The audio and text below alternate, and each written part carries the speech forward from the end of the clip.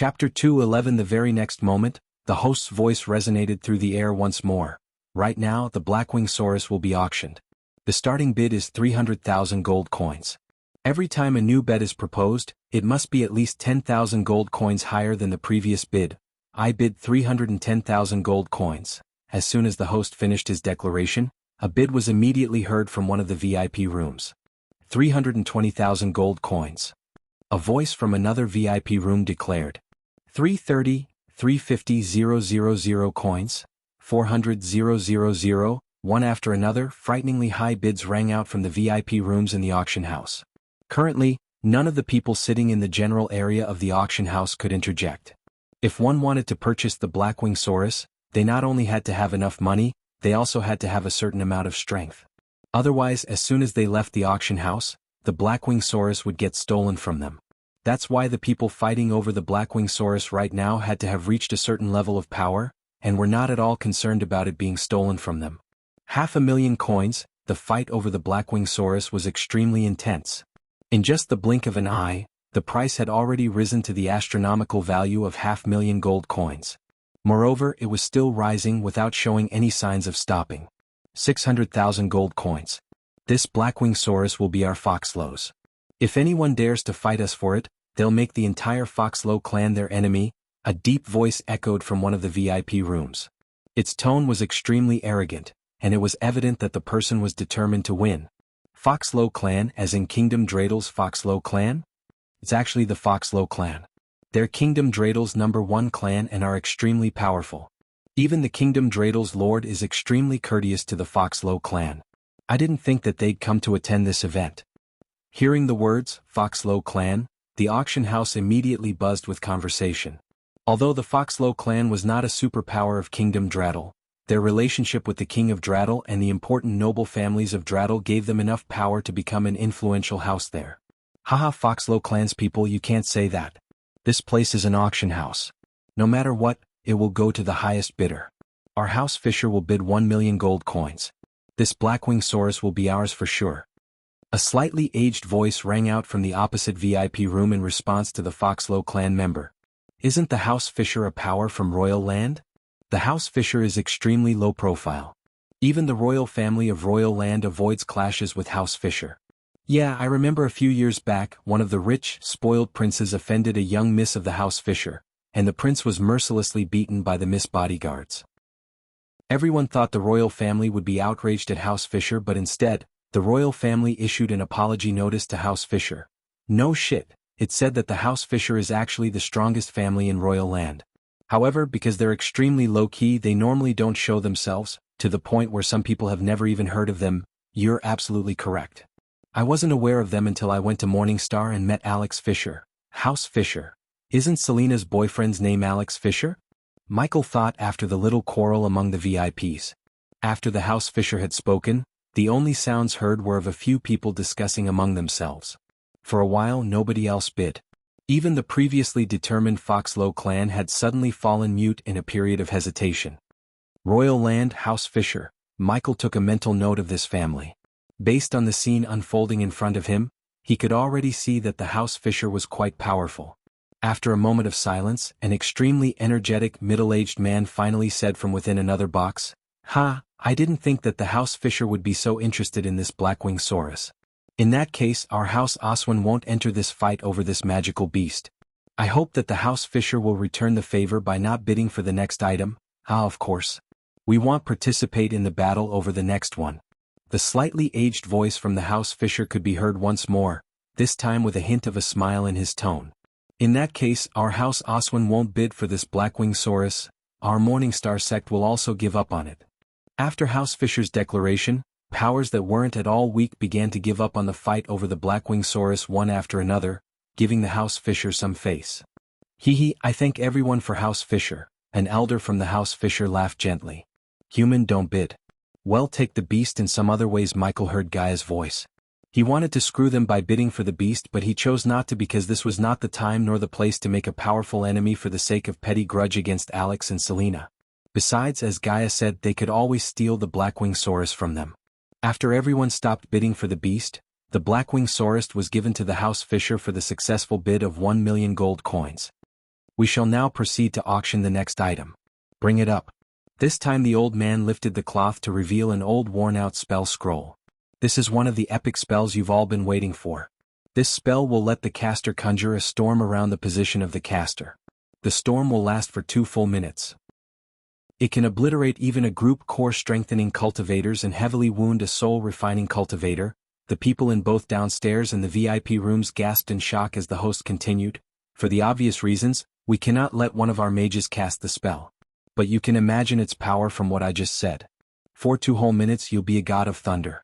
The starting price is 500,000 gold coins, with each minimal bid being 20,000 gold coins more. As soon as the host finished talking, a frightening amount of prices started to be called out from the audience. Perhaps it was because this was one of the epic class spells. Everyone started to battle it out even more intensely than before they did for the Blackwing Saurus. Quickly, the original price of 500,000 had reached up to triple its amount. 5 million, 6 million inch. In a few moments, the price of the spell had reached a price of 6 million. Hearing the endlessly increasing price of gold coins, the seated Michael couldn't help signing. His total wealth was only 5 million, but these families were willing to spend millions to acquire a spell scroll. Even if he wanted to get this spell now, he simply couldn't. The House Oswin bids 65 million. The Foxlow clan bids 7 million. The Golden Valley bids 73 million. The prices continued to increase as many sides continued to fight bitterly over this spell, and they increased the bid by more than 20,000 gold coins each time. Quickly, the Blackwing Saurus had surpassed the 8 million coins mark. The Foxlow clan bids 9 million gold coins. Immediately the Foxlow clan offered the high price of 9 million gold coins, making many gasps for air and shock. An epic spell was extremely rare in Elon continent, and any single epic spell could make a cultivator dangerously powerful even if the cultivator wasn't at higher stages of cultivation. Even the superpowers in Elon didn't have more than a couple of epic spells under their belt, and adding one more than their rival would always give them the edge. Hence, the superpowers went all in for the spell. Before the auction house could resume its price war, another voice called out, "The House Oswin bids 2 million. The House Oswin had one-upped the pressure on the Foxlow clan. Bang. Then suddenly, another sound came out from the Foxlow clan box.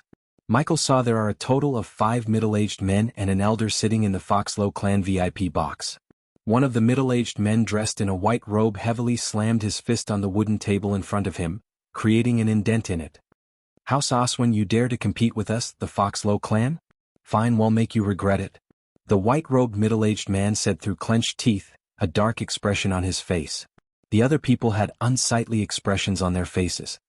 "If we continue fighting like this, I'm afraid that the epic spell price will clamber up to a point that even we cannot reach," the elder said with a downcast expression. "What other choice do we have? This fucking spell has attracted quite a few people. Now all the powers still fighting over it aren't any weaker than our clan," the white-robed middle-aged man said in exasperation. 1 million. At this moment, another voice declared a price. Seeing the price climb higher and higher, the expressions of the few people from the Foxlow clan became more and more unsightly. The middle-aged man's eyes flashed fiercely and he shouted, "Foxlow clan bids 2 million inch. Jesus Christ. I should start planning to rob these people," Michael thought, raising his brows. "Only if the host has adventured out more, you could have found a subordinate with a forger trait. Then, you would have been able to forge a spell to make a shitload of gold coins," the system scolded Michael. Its voice was not at all friendly, in fact it sounded extremely annoyed. The VIPs continued to fight for the epic spell until House Oswin won the spell for a whopping 5 million gold coins. Although Michael was jealous of their wealth, he was also happy thinking that his herbs had the chance to sell for more than he had been expecting. After the Blackwing Saurus and the epic spell, everyone was at the edge of their seats waiting for the next item. Many couldn't sit still without craning their heads to scan the stage. "Something's wrong." Michael could see the genuine smile on the old man's face disappear as it was being replaced by a fake one. Almost as if he was trying to smile and look calm. The old man walked to the stand, which was not as big as the Blackwing Saurus. "Oh come on, show us the item." "Yeah, show us." The people downstairs began to shout at the old man's sloth-like movements. Finally, with a small sigh, the old man removed the cloth to reveal nothing but a round pebble. "What the fuck? I've been thinking about releasing 2 chapters a day and creating a 10-chapter privilege for 470 coins. If you show me your support by leaving chapter comments saying go for it author, I'll get straight to work. Chapter 212. When everyone looked at the round rock, they were taken aback by surprise because it radiated only the amount of energy a normal rock on the streets would. The rock had a grayish outside, and no matter how close the people looked at it, they couldn't guess what's special about the rock. A demon soul, Michael the system said with a sliver of surprise in its voice. A demon soul? This world has demons too? No. A demon is an extraterrestrial being. The system's level is too low to explain the origins of demons. Thought so, he sighed. However, acquiring this item would earn the host a demon subordinate with 100%. Michael's previously disappointed face lit up brightly by the system's words. Yet, he was with the system long enough to know that there must be a catch behind this tempting offer. He couldn't sense any traps from the system's voice, but he knew for sure. Of course, you have to pay the system to bring the demon soul back to life from its long slumber. I'm not even a bit surprised. Just name the price, 15,000 badass points. So that rock is really a demon soul? He wasn't surprised about the price, but he was still surprised about the fact that stone is a demon soul. No, that's just a rock from space. The demon soul is inside the rock. Only the system is capable of extracting the demon soul from the rock and bringing to life. The system proudly said, as it almost sounded like brag to Michael. So cliché, you know. A useless-looking thing in the auction ended up being the most op thing. It's not cliché if no one in the entire world, including the main character, couldn't use the item. You think I'm the main character in this world? He chuckled. With the system, it's the host's choice to be either a hero or a villain to this world. Now go and get the demon soul. Geez, you're so demanding. He exited the system with an amused smile. Looking at the rock on the stage and recalling the system's words about 100% loyal subordinates, he felt extremely excited as he rubbed his palms together. Everyone, our appraising team has found that this is a primordial rock. As most of you know, anything that dates back to billion years is called primordial, also known as the era of gods. Anything that belongs to that era is extremely valuable and powerful. Although you're only witnessing a sliver of energy radiation, our appraisal team is confident that with enough time, one can bring out the true potential of this primordial rock. So you guys found nothing? Someone from downstairs shouted at the host. I never heard someone try to make a rock sound so special. Gaia, go for the rock. He put his hand on his right ear, ordering Gaia to bid on the rock. The fuck are you talking about? That's just a fucking rock. She growled, but she focused all her senses on the rock to see if there's something special about the rock. So did Nightmare. Alright, if you're interested in that rock, it must be special, though I don't see anything special. But why aren't you bidding? Because I'm in a VIP room. If I bid on the rock, the other VIPs would think it must be something special and start bidding, but if someone from the downstairs bid, they wouldn't go for it. Plus, they would think you're just stupid and you are. Nightmare placed his little mouth near Michael's ear and spoke. I'll strangle you, lizard. The starting bid for this primordial rock is 20,000 gold coins. Each new bid must be increased by 5,000 gold coins. The old man himself wouldn't buy this rock. However, it came from the personal collection of Julius, so he believed it must be something special. Fuck it, 25,000, Gaia shouted from downstairs. Ha! Who is this girl? Why is she bidding on a rock? Gaia tried not to react to the comments coming from all directions. She noticed the host himself raising his brows for a second before wiping off the surprised look from his face. 30,000. Surprisingly, another gentle yet cold voice sounded from one of the VIP rooms. Michael frowned as he recognized this voice in a blink of an eye. Who is that? Nightmare asked, looking at the white-clothed beauty in the mirror in Michael's hands. Alicia, 35, Gaia shouted, gritting her teeth. Just like Michael, she too recognized the voice. Gaia wanted to jump out of the auction and strangle Alicia to death because by bidding from the VIP room, she just spoiled their plan. The host must get the item from himself before someone messes with the rock. Any energy disruptions would kill the demon soul inside. Alicia, why are you bidding on that rock? Noah asked while Gaia and Alicia were fighting for the rock. Something tells me that's not a normal rock. Stop, that's just a rock, Noah said as Michael heaved a sigh of relief. Noah wasn't wrong about the rock. The system itself told Michael that only it could bring the demon soul back to life from the rock and no one else could do it. If Noah started bidding for the rock, it would have shaken Michael's core because it could mean that Noah too has a system. However, now Michael was absolutely positive that Noah doesn't have a system. Someone else having a system would have screwed Michael's plan big time. 45,000. This time it wasn't Alicia or Gaia who bid but someone from the house Oswin. This was why Michael didn't bid, as the VIPs were starting to bid for the rock. The noble houses like Aswan were too rich as they could spend even 100,000 or more gold coins to buy the rock just to make sure whether it's something special or not. Alicia, don't bid for the rock. We are thinking about recruiting someone from the Aswan family to the Guardians, so I would prefer if you don't offend them for a simple rock. Michael's face darkened, realizing they are going to hike up the price. However, he couldn't simply let go of this item. He prepared to go to any lengths to get an item that was recommended by the system. You will pay for this, bitch. He gritted his teeth, looking at Alicia in the mirror. 50,000. Gaia raised her hand. After House Aswan began to bid, no one dared to laugh at the bidding anymore. Except for the host, who was standing on the stage with a wide grin on his face. 100,000. The elder from House Aswan doubled the bid as the people gasped again, shocked by their wealth. 105,000. Gaia was infuriated but never doubled or passed the 5,000 gold coins mark. 150. One could say that the elder is starting to be annoyed by Gaia. Girl, stop bidding, you're not going to get that rock. One of the elders from House Aswan's VIP room laughed at Gaia. Old fucker, I'm going to get that rock and shove it up your grandma's ass. For a moment, everything stopped moving after her words resounded through the hall. The people were dumbstruck as their jaws almost dropped to the ground. What are you doing? Michael quickly asked. He was struggling to decide whether to laugh or knock her on the head for her bad mouth. I know these fucks. Let me deal with this, she hushed Michael as he decided to let her take the lead with this. He knew she could take care of herself, and after getting the rock, they could just teleport away from Ice Fair. Considering there was a no fight inside the auction manor rule, House Aswan had to wait for them outside, but she could just change her face to escape their wrath. Unless House Aswan brought a soul refiner or anyone above the soul refining stage, no one could see through her mask. How dare you? The elders of House Aswan shouted as loud as they could in boiling anger. Their faces turned blood red as Michael saw one of them punch the table in front of him to pieces. 155,000. Gaia placed her bid, ignoring the shouts.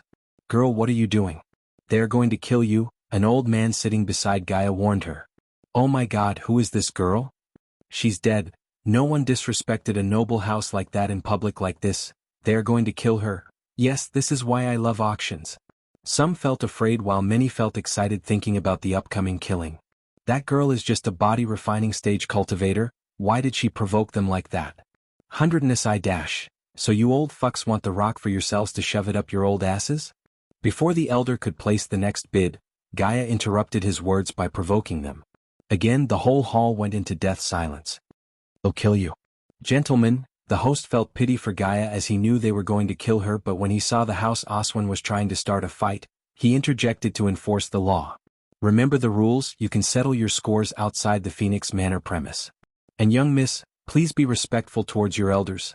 Unless there's a rule saying be respectful towards the elders inside Phoenix Manor auction house, shut the fuck up and do your job. The old man quickly shut his mouth. He had no replies as there was really no rule mentioning that participants must be respectful towards anyone. Again, they never came across provoking like this in the past. 155,000 once. You are dead, you hear me? You are fucking dead. An elder screamed from his room. 100 You must love shoving rocks up your asses so much. Just when the elders were about to place the bid, she provoked them again. 155,000 twice. Shut up old fucks or I'll keep dragging your fucking family's respect through the mud. She stood up from her chair, showing her middle fingers at House Aswan's VIP room. She then turned her gaze at the host. What are you waiting for? Sell the rock to me before I find a stick to beat your old ass. Chapter 213, 155,000 going thrice. Sold to the girl with number 21. Finally, Michael heaved a sigh of relief. If it wasn't for the mask, what Gaia did would have brought a calamity upon them. Thanks to the system, she only had to get the rock from the auction house, change her face somewhere private, and simply walk out of the auction house with him. Good, we will take the primordial stone from her dead body after our men took turns with her. Not before I fuck all your women to death. Without even standing up, she just showed them the middle finger looking at the rock on the stage. Who is this girl? Noah, I think you found your match in provoking nobles. The golden Babaru. Norvin laughed. For a change, it's not going to be us running for our lives, Alicia said coldly. I've never seen a stupid girl like her before, Norvin said, munching on an apple. Unless she has a way to escape. Noah didn't think of the foul-mouthed girl as being stupid. On the contrary, he could sense she definitely has a way to escape. The next item we are going to reveal will be something that you can buy nowhere else. This is a must-buy for alchemists, but it doesn't mean warriors have no use for them. On the contrary, any alchemist regardless of their star rank could create miraculous pills and potions with these. The old man slowly pulled the red cloth of another stand to reveal a basket with silk apples and various rare herbs in it. This basket contains 5 4,000 years old silk apples, 2,000 years old lake petal, 2 3,000 years old void chervil, and 5 4,000 years old queen grass. Every single herb is extremely fresh and retains all its medicinal qualities. Numerous outcries sounded within the auction ground when they heard the names of the herbs. Even those who weren't familiar with the herbs' uses knew that anything so old must be extremely rare and valuable. Those who were alchemists or familiar with alchemy felt a chill running through the spines as their bodies shivered. Every single herb the host named was a legendary herb that could be used to make powerful potions and pills. They also knew that these herbs only grew in places that many didn't dare to go. Are you interested? Alicia saw Noah suddenly sit up straight.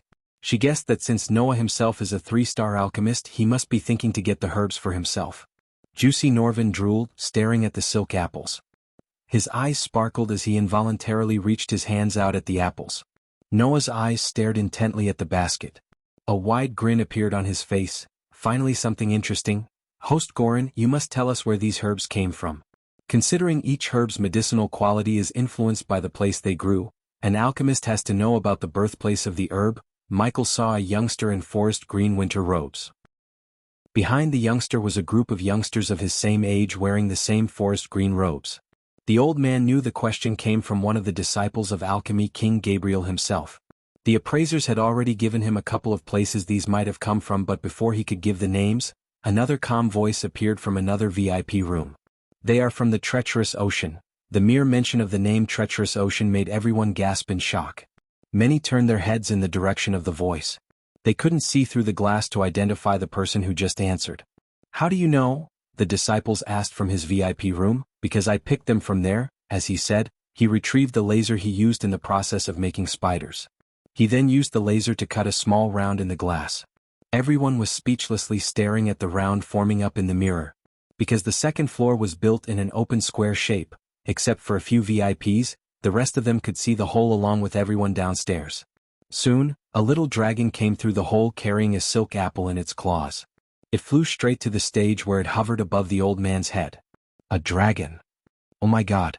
Look at its claws, it's carrying a silk apple. Who is this person? Many mumbled among themselves. The entire auction was paused by the sudden change of events. At the moment, every pair of eyes gawking between the dragon and the VIP room it came from. Ghost, ding. Congratulations to the host for successfully being a badass. The reward is 3,000 badass points. Ding. Congratulations to the host for successfully being a badass. The reward is 2,600 badass points. Ding. Congratulations to the host for successfully being a badass. The reward is 4,500 badass points. He certainly knows how to make an entrance without showing himself, Norvin said as Maisie, the little girl, stared at the dragon without batting an eye.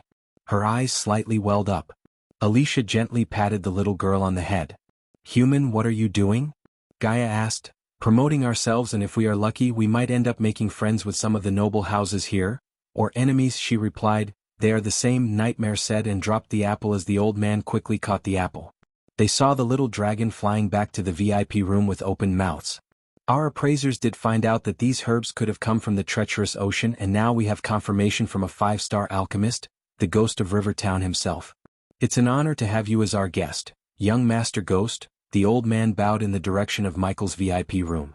He was old enough to understand why he revealed himself. He said he picked it from the treacherous ocean. Did he venture into the treacherous ocean? Oh my God, he must have. Holy shit. Including the elders sitting in the VIP room became restless, realizing the meaning of Michael's previous words. Totally worth it. The badass points kept increasing without slowing down. It put a wide grin on Michael's face. He was grateful for the disciples who asked a question that provided him with an opportunity to make an entrance. So he's here. Noah stared at Michael's VIP room. Ever since he was born, he never felt in debt to someone else other than his father and mother. However, for the first time, he felt indebted to Ghost after he heard how Ghost saved not only his sister but also his mother. When he heard everything that happened while he was away, he was shaken to the core. Noah couldn't even imagine what could have happened to his family if it wasn't for Ghost. Despite his slight disapproval of Ghost for being selfish and using his talents to make money instead of helping others, he wanted to thank him. Noah heard from Peyton how he used the Netheril attack in Rivertown to his own advantage. If it was Noah, he would have given all the healing potion for free to those who were hurt instead of using their misery to make money. Moreover, although Noah knew he didn't steal the dragon like Maisie was complaining, his fondness for the little girl made him take a dim view of Ghost furthermore. Regardless of what he thinks of Ghost, Noah knew one thing for certain: if it wasn't for Ghost, his family would have been torn apart. For saving his family, he wanted to thank him regardless of Peyton's strong disagreement. The starting price of the treasure basket is 400,000 gold coins. Any increase in the bid must not be less than 20,000. The old man smiled and spoke. He glanced at the auction grounds where private conversations had erupted. So, everyone, please place your bid. The expression of the old man did not change when faced with this completely silent situation. A warm smile remained on his face as he knew the VIPs would throw their gold coins to acquire these precious herbs, especially the disciples of Gabriel. 450,000. The silence continued for around half a minute before it was broken by a bid that was transmitted from one of the VIP rooms. This bidding price had just sounded when it appeared to have triggered a chain reaction. Bids were cried out one after another. Within less than a couple of seconds, the price was raised to 700,000. Gaia increased the price. Are you sure? Yeah, I'll monitor the VIP rooms and let you know when to stop. 800,000. Shit, it's that girl again. Alright, I want curse, she added before some nobles might back off, afraid of her bad-mouthing their family. After all, even if they did kill her, the rival families must use this to ridicule them for years. However, after hearing that she want curse, the VIPs somewhat felt relieved while many in the downstairs felt disappointed. 850,000. Noah placed the bid. The sudden leap in price immediately caused an uproar to resound across the entire auction. Michael was happy and shocked at the same time. He knew Noah's family was not a superpower, but still, Noah seemed loaded. Compared to Michael, Noah did have way too many enemies, but he also killed many and their pay cubes ended up inside Noah's space ring. Plus, he had the financial backing of the Guardian Guild, Zanali and Alicia. I need those herbs no matter the price. Noah's words put a smile on Michael's face as he gave the signal to Gaia to increase the bid. 880,000, 900,000 gold coins. House Fisher, 950,000 gold coins. The noble houses began to start using the house names to intimidate, but Michael knew Noah would back off and it worked in his favor. Chapter 214, House Kane bids 1 million gold coins. For the first time since the auction started, House Kane entered the bidding war for the herbs. House Kane, huh? Michael recalled meeting Adam Kane, a prodigy of Golden Valley during Heaven's Gate competition. He was one of the 4 celebrity disciples who came to judge the competition along with Alex Fisher, Selena, and Sadie. 1 million gold coins. Noah placed the bid. Humph. 2 million. An elder from House Fisher harumphed before placing a bid of 2 million gold coins. 4 million. Gaia raised the bid by 200,000 after getting the signal from Michael. Sitting in his VIP room, he had no time to be happy about the ongoing bidding war as he kept monitoring each and every VIP room, trying to learn their highest bidding point. 6 million. An elder from the House Kane room bid once again, and he increased the bid with another 200,000, causing the auction site to become intense. 6 million. Those noble houses are filthy rich. House Kane and House Fisher are always at their throats in royal land. Although their rivalry runs deep, they never entered into an all-out war. An auction place is one of the few places they could fight head-to-head without risking a war. We're gonna be so rich, Nightmare laughed happily looking at the bidding war. So House Kane finally decided to join, huh? An elder from House Fisher teased the elders in House Kane's room. Michael stopped jumping between the VIP rooms and focused on the quarrel between House Kane and House Fisher. Because of Selena, it was inevitable that he would fight Alex Fisher. At that time, House Fisher may have become his enemy, but if there was an enmity between House Kane and House Fisher, he could exploit it to become House Kane's ally. We rather don't join than begging other houses to back down. Humph. 2 million. The elder of House Fisher's voice became angrier after House Kane ridiculed them about the earlier event where House Fisher asked House Oswin to back down from bidding for Blackwing Saurus. After calling out his bid, House Fisher elder continued, let's see who has the balls to bid against us. 5 million. Even before the elder could close his mouth, Gaia raised the bid by another 500,000 gold coins. Many people watching this scene turned their gazes at Gaia, who shouted at the host, what the fuck are you waiting for? Is this the way the Great Phoenix Auction Manor does things? How could you let these old fucks bully people not to bid? Shouldn't this be a fair auction? How can we, normal people, bid if those old fucks threaten to kill us if we did? Yeah. How could you? The girl's right. The Phoenix auction manor should condone actions such as this. Almost everyone in the downstairs started to yell and throw their shoes at the old man.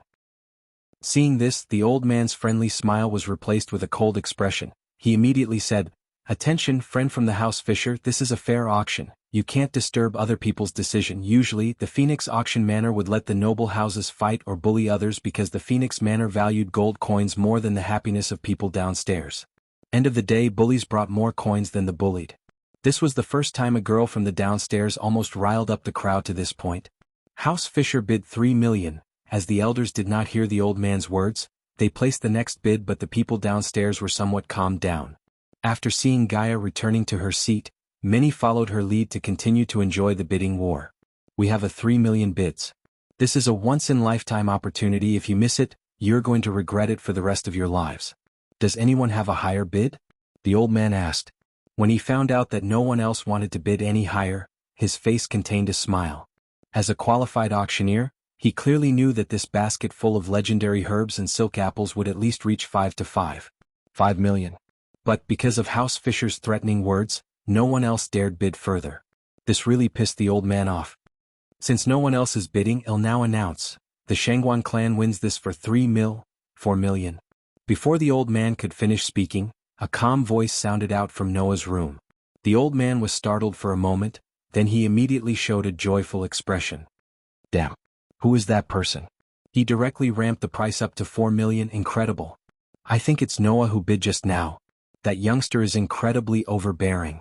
Not only has he offended Aragoth and few other major powers, but he's also now going to offend the House Fisher, some who recognized Noah's voice said as his words spread across the entire downstairs. He doesn't give a shit about them as he's now a member of Guardian Guild. The audience was agitated, especially when they found out that the person who bid was that young man Noah. Ah, good. VIP number 3 has just bid 4 million. Does anyone else have a higher bid? Anyone? The old man was laughing out loud and his mood was instantly lightened. Within private room number 3, Noah was calmly sitting on the sofa. He didn't want any conflict to arise with House Fisher. He could let go of anything else but not this basket of valuable herbs. The audience burst into an uproar. The entire auction hall was filled with gasps of shock. It was hard to imagine how furious House Fisher was right now. Many noble houses had just backed off, but now there were 2 reckless youngsters who stood out and fought with them. Humph. 5 million. The elder from House Fisher snickered coldly. As a superpower and proud noble house of royal land, it would be really embarrassing if they lost to either this young man or the young girl sitting downstairs. Therefore he increased the bid by 1 million. 5 million. But just after House Fisher bid, Noah's voice sounded out from private room 3 once again. These kids are really taking House Fisher on a ride. Michael saw the elders from House Kane laughing at House Fisher. They didn't seem like they really wanted the herbs but rather seemed like they wanted to mess with House Fisher. Let's just join the party. 5 million. One of the elders placed the bid knowing that House Fisher would rather pay the price than losing to House Kane. The 5 million bid once again sent a storm through the audience. An even greater uproar arose in the audience. No one could remain calm any longer. Even the host who stood on the auction stage was so shocked that his mouth was wide open. 5 million gold coins had far exceeded the actual value of the herb basket. He didn't expect the price to reach such heights. Right at this moment, Noah and the young girl's image had become huge in his mind. He was starting to fall in love with them. As an auctioneer, if he could make the price of an item exceed the actual value, he would be able to get a huge reward. 5 million. Insane. This girl is insane. 5 million gold coins. How can she be so rich? And why is she sitting with us instead of in one of those VIP rooms? 9 million. Noah silenced the crowd with his bid. While looking at Noah's body language, Michael couldn't be 100% positive that he would go for higher bids, therefore he ordered Gaia to stand down. Michael didn't want to push his luck. It's called being filthy rich. Looks like Noah is going to get these herbs no matter what, and he doesn't even care that doing so is the same as offending the House Fisher. I wonder if the House Fisher will make an even higher bid. I don't think so. They aren't stupid. 9 million has exceeded the herb basket's actual value. Furthermore, they also don't know if Noah will make another bid. I don't think that foul-mouthed girl gonna go for the herbs anymore. Yeah, look at her. Two reckless youngsters stood. She's not raising her hands. The audience was heated. Everyone was discussing amongst themselves. The name Noah had once again become a hot topic. Good, very good. One of the elders of House Fisher said the word good twice, and his voice was filled with rage. Anyone could tell how angry he was and how much he hated the young man. Noah, I guess you've managed to piss off a superpower once again after all, Norvin, the golden Babaru, laughed. The monkey couldn't take his eyes from the silk apples. On the other hand, Noah wasn't stupid, as he knew the herb basket wasn't worth the price he paid, but what the others don't know is that he has an ancient potion recipe that requires these herbs to make. Once he consumes the potion, he would certainly increase his star level in alchemy. In other words, he paid 9 million to become a 4-star alchemist. A few moments after the basket disappeared from the stage, the door to the third private room was opened. The auction house branch manager Vargas carried a silver plate in her hand as she walked into the room. On top of the plate was a golden card. What an astonishing deal, young Master Noah, she said with a beautiful smile on her face. Keep this and bring it to my room on the down floors to pay and get your item. Will do, Miss Vargas. Chapter 215. After Michael's herbs were sold to Noah, many items such as weapons, spell scrolls including an epic scroll, and artifacts were auctioned to the highest bidders. Most of the items ended up in the hands of noble houses as expected. I picked up a tail. Exiting the downstairs, Gaia saw a couple of bodyguards of House Oswin following her behind. I put the gold into your space ring. Just get the rock and find a place to change your face. Young Master Ghost, someone is waiting to meet you, Michael said, opening the door to see the servant boy he saw when he entered the auction house. Who? He wasn't surprised, and in fact he was expecting someone to meet him. After all, he just showed everyone that he still has one silk apple remaining. The servant boy then took out the silk apple he gave to the host a while ago. The boy's hands were shaking as cold drops of sweat appeared on his forehead. He tried his best not to make any sudden movements.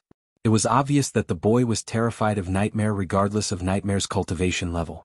Nightmare, on the other hand, just avoided making direct eye contact with the boy. The little dragon hated when people were terrified of him for no reason. On the contrary to Gaia's advice to make people fear you, Nightmare didn't enjoy making people terrified of him. The elders of House Kane and House Fisher, young master. House Kane is waiting for you in VIP room 1 and House Fisher is in VIP room 2. If you say the word, it'll lead you to them. For a few seconds, Michael just stood there calculating the pros and cons about meeting either of them for the third time in his mind. Taking a deep breath, he decided to go with what he always planned. Let's go meet House Kane first. That being said, the servant boy began to walk towards the rooms at the far end of the second floor. While he was following the boy, one of the oak doors slammed open as a group of middle-aged as well as old men stormed out of the room. Their black hair with strands of gray hair was neatly combed to the back, while some of them sported a ponytail. Michael could smell a faint fragrance of lavender and, weirdly, the smell of hair gel. All of them wore a brown long coat with a silver embodiment of a panther on their chest. On their backs hung long golden spears that kept radiating an extremely low-frequency whistling sound. I want that bitch alive. We have to make an example out of her. I've already sent the men tailing her. The moment she steps out of the auction manor premise, well, get her. In their anger, they failed to notice Michael walking past them. House Oswin, Michael thought. He noticed that all of these men were at the core strengthening stage. If Gaia was to get into trouble with them, unless she could perform a miracle, she would be captured and probably tortured to death. Good thing she had the mask to change her face wherever she wanted. All she had to do was find the lattice restroom, change her face, put on new clothes, and walk out of the room as a new girl. They're really pissed, Nightmare commented, staring at the disappearing figures. Gradually the sound of their boots hitting the wooden floor lessened. The servant boy didn't dare to comment on the scene as he silently led Michael to a door that had a beautifully calligraphed number 1 was drawn on. The door was just opposite of the door that had number 2 drawn on. Young master, the boy halted his steps, gesturing at Michael to enter the room. Keep it. Michael retrieved a pouch with a few gold coins in it before throwing the pouch to the boy. Just the clinking sound of the gold coins was enough to make the nervous boy smile in excitement. Thank you, young master. The boy grinned ear to ear as Michael entered the room after giving a gentle pat on the boy's shoulder. When he entered VIP room number 1, he was welcomed by 3 elders who had the looks of an old man in his early or mid-60s. A wide fake smile was plastered on their faces. Behind those 3 elders stood 7 bulky bodyguards. The bodyguards were armed to the teeth as Michael couldn't see a part in their body that hadn't been covered by metal. Anyone with a little battle experience could tell this much armor would restrict movement speed, especially since the wearer was just at the core formation level. A naked eye could only see 10 people in the room, but Michael could see with his environmental scanning on top of his eyes. His scanning revealed that there are 5 more level 10 core formation beings hiding in the dark corners of the room as well as above him. Nightmare also noticed these hidden beings. System, you know the drill. If something goes wrong, buy a teleportation scroll and activate it. The host means buy 2 teleportation scrolls, right? One to teleport the host to subordinate Gaia and another one for teleport the both of you out of here. She can change her face and get out of here, he telepathically said to the system. Master Ghost, it's nice to finally meet a gifted youngster like you. Walter Kane of House Kane, the old man with a scar across his left eye, greeted Michael with a wide smile. This is Edison and Martin, my fellow elders of House Kane. He repeated the words House Kane with a sense of pride and glory. Edison and Martin looked like typical old men in their 60s. Nothing special about them except for the shiny letter K embroidered on their chest. Michael shook each elder's hand firmly as they gestured at him towards the sofa. Nice dragon, Elder Edison said, staring at Nightmare. His greediness could be seen in his eyes, yet the greediness quickly disappeared when his eyes fell on Michael. Yeah, got him from Nether Realm. So, elders, although it's nice to see figures such as yourselves of a proud house, I can sense there's something you wish to talk about. Not a person beating around the bush, huh? I like it, Elder Martin chuckled approvingly towards Michael's attitude of straightly getting into the business. We do have something we wish to talk to you about. But before we do that, would like to know more about what you said earlier, especially the part where you got the herbs from the treacherous ocean. Although Elder Walter had the decency not to show his doubt on his face, Michael could see the elder's doubt as clear as a day in their eyes. If you're thinking how the hell did a core formation guy like me survive the treacherous ocean, I didn't, at least not alone. I had the help of a fusion stage cultivator. His words immediately shocked the elders as Michael continued. I cannot reveal his name as he likes his anonymity so much. Long story short, he wanted my alchemy skills inside the treacherous ocean in return for his word to protect me. He effortlessly lied through his teeth, but as any professional liar would do, he mixed a small amount of truth into the lie to make it believable. A fusion stage cultivator, elders mumbled. After Michael's lie, the elders slightly leaned forward instead of leaning on their back as a sign of fear and respect, because anyone with a fusion stage cultivator as his friend must be treated with respect. The elders did know he might be lying or telling them the truth. Either way, they didn't want to get on the wrong side of this young man. If they did, the majority of House Kane would sacrifice them to avoid a conflict with a fusion stage cultivator. After all, these elders were not part of the main Kane family. However, it didn't mean these elders were expendable and powerless. On the contrary, these elders held quite a lot of power through connections and favors inside the family. It's just that this power wouldn't save them if they were to become a reason for a conflict with a fusion stage cultivator. How else could I get out of the treacherous ocean alive? Michael chuckled to lighten up the mood. The elders and the bodyguards also laughed with Michael. I wonder if the House Fisher will also have doubts about my adventure into the treacherous ocean, he asked, playing with Nightmare by gently rubbing the little dragon's head. Well, we can find out when we meet them next door. Nightmare's words caused the elders' smiles to vanish from their faces in a blink of an eye. They're waiting for you? Elder Walter asked, leaning forward. His usually calm face now seemed tensed. Yeah, but I chose to meet House Kane first. So elders, why am I here? After the elders realized that the House Fisher might be looking to meet him for the same reason they did, they chose not to waste any more time asking irrelevant questions. We want to buy the silk apple and any herbs you still have, if you have any, Elder Walter said after Elder Martin. I do have 2 more silk apples and a few more herbs. They'll give them to you, but I don't want gold coins. His answer didn't put a smile on their faces. Instead, it made the elders frown. What do you want? Elder Walter asked. I want to be House Kane's friend. As you elders know, my growth is already making me quite a few enemies. I prefer to have more friends in powerful places rather than enemies. Surprisingly, Elder Walter grinned hearing Michael's words. In his old mind, he already decided to gamble on Ghost's future. Looking at Ghost's cultivation level at a young age, he was positive that Ghost would break into the half-immortal stage or even immortal stage. If House Kane were to ally with him from this stage, it would be House Kane who would make a powerful ally. Besides, allying with Ghost first would prevent House Fisher from gaining an ally like Ghost. Chapter 216. Just by meeting House Kane first instead of House Fisher, Michael may have pissed off the elders of House Fisher. After what he witnessed in the auction, House Fisher didn't seem like a family that plays by the rules and accepts a fair defeat. It was kinda obvious that if he beat Alex in the upcoming tournament, he would get into the bad side of House Fisher. Think of this as a mutually beneficial relationship. Although I might not look like someone who could help the great House Kane, I think you elders know my potential. The elders were surprised to see him speak what's in their minds.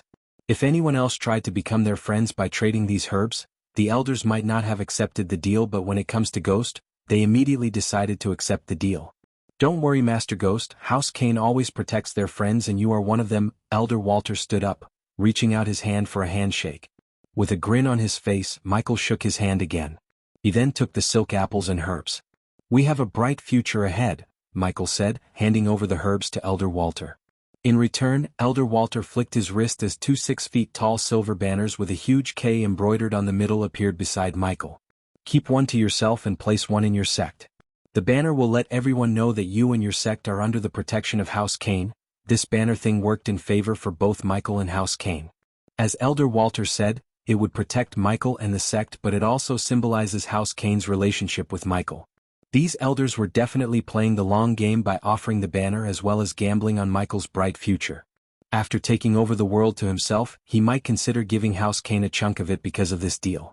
He would neither forget nor forgive his enemies, but at the same time, he would also remember his allies. Alright elders, I'll see myself out. There's no fun in letting you out of this room alone. Come on, I want to see their faces when they realize you chose House Kane over House Fisher. Ha! Elder Martin laughed out loud.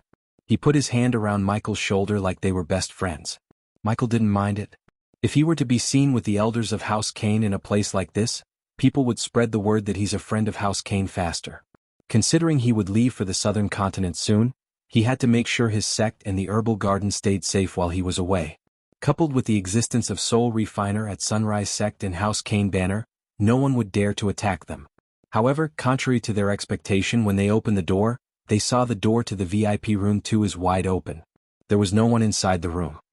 Shit, bastards ran away to save themselves the shame.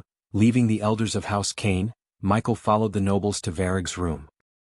What took you so long? Gaia was waiting for him outside, which seemed to be Vargas' room. She was wearing new clothes and her Elia face. So everything's okay? Yeah, those old fucks are still waiting outside the ladies' restroom, hee. She then tossed a space ring to Michael. Noah was here before someone from the guild came to take him away. I took the token from the ring and got our coins, thank God.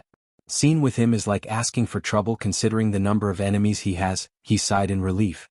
The auction blessed him with millions of gold coins and a powerful ally, but if he was to be seen with Noah, it might attract the eyes of Noah's enemies towards him. Let's get out of here. They rushed out of the auction manor before House Fisher could see Michael. Plus, he was too excited to examine the primordial rock they bought. A suitable place for a runic teleportation nearby. When he stepped out of the auction house, it was already dark. The howling sound of the wind indicated to them there's a blizzard coming.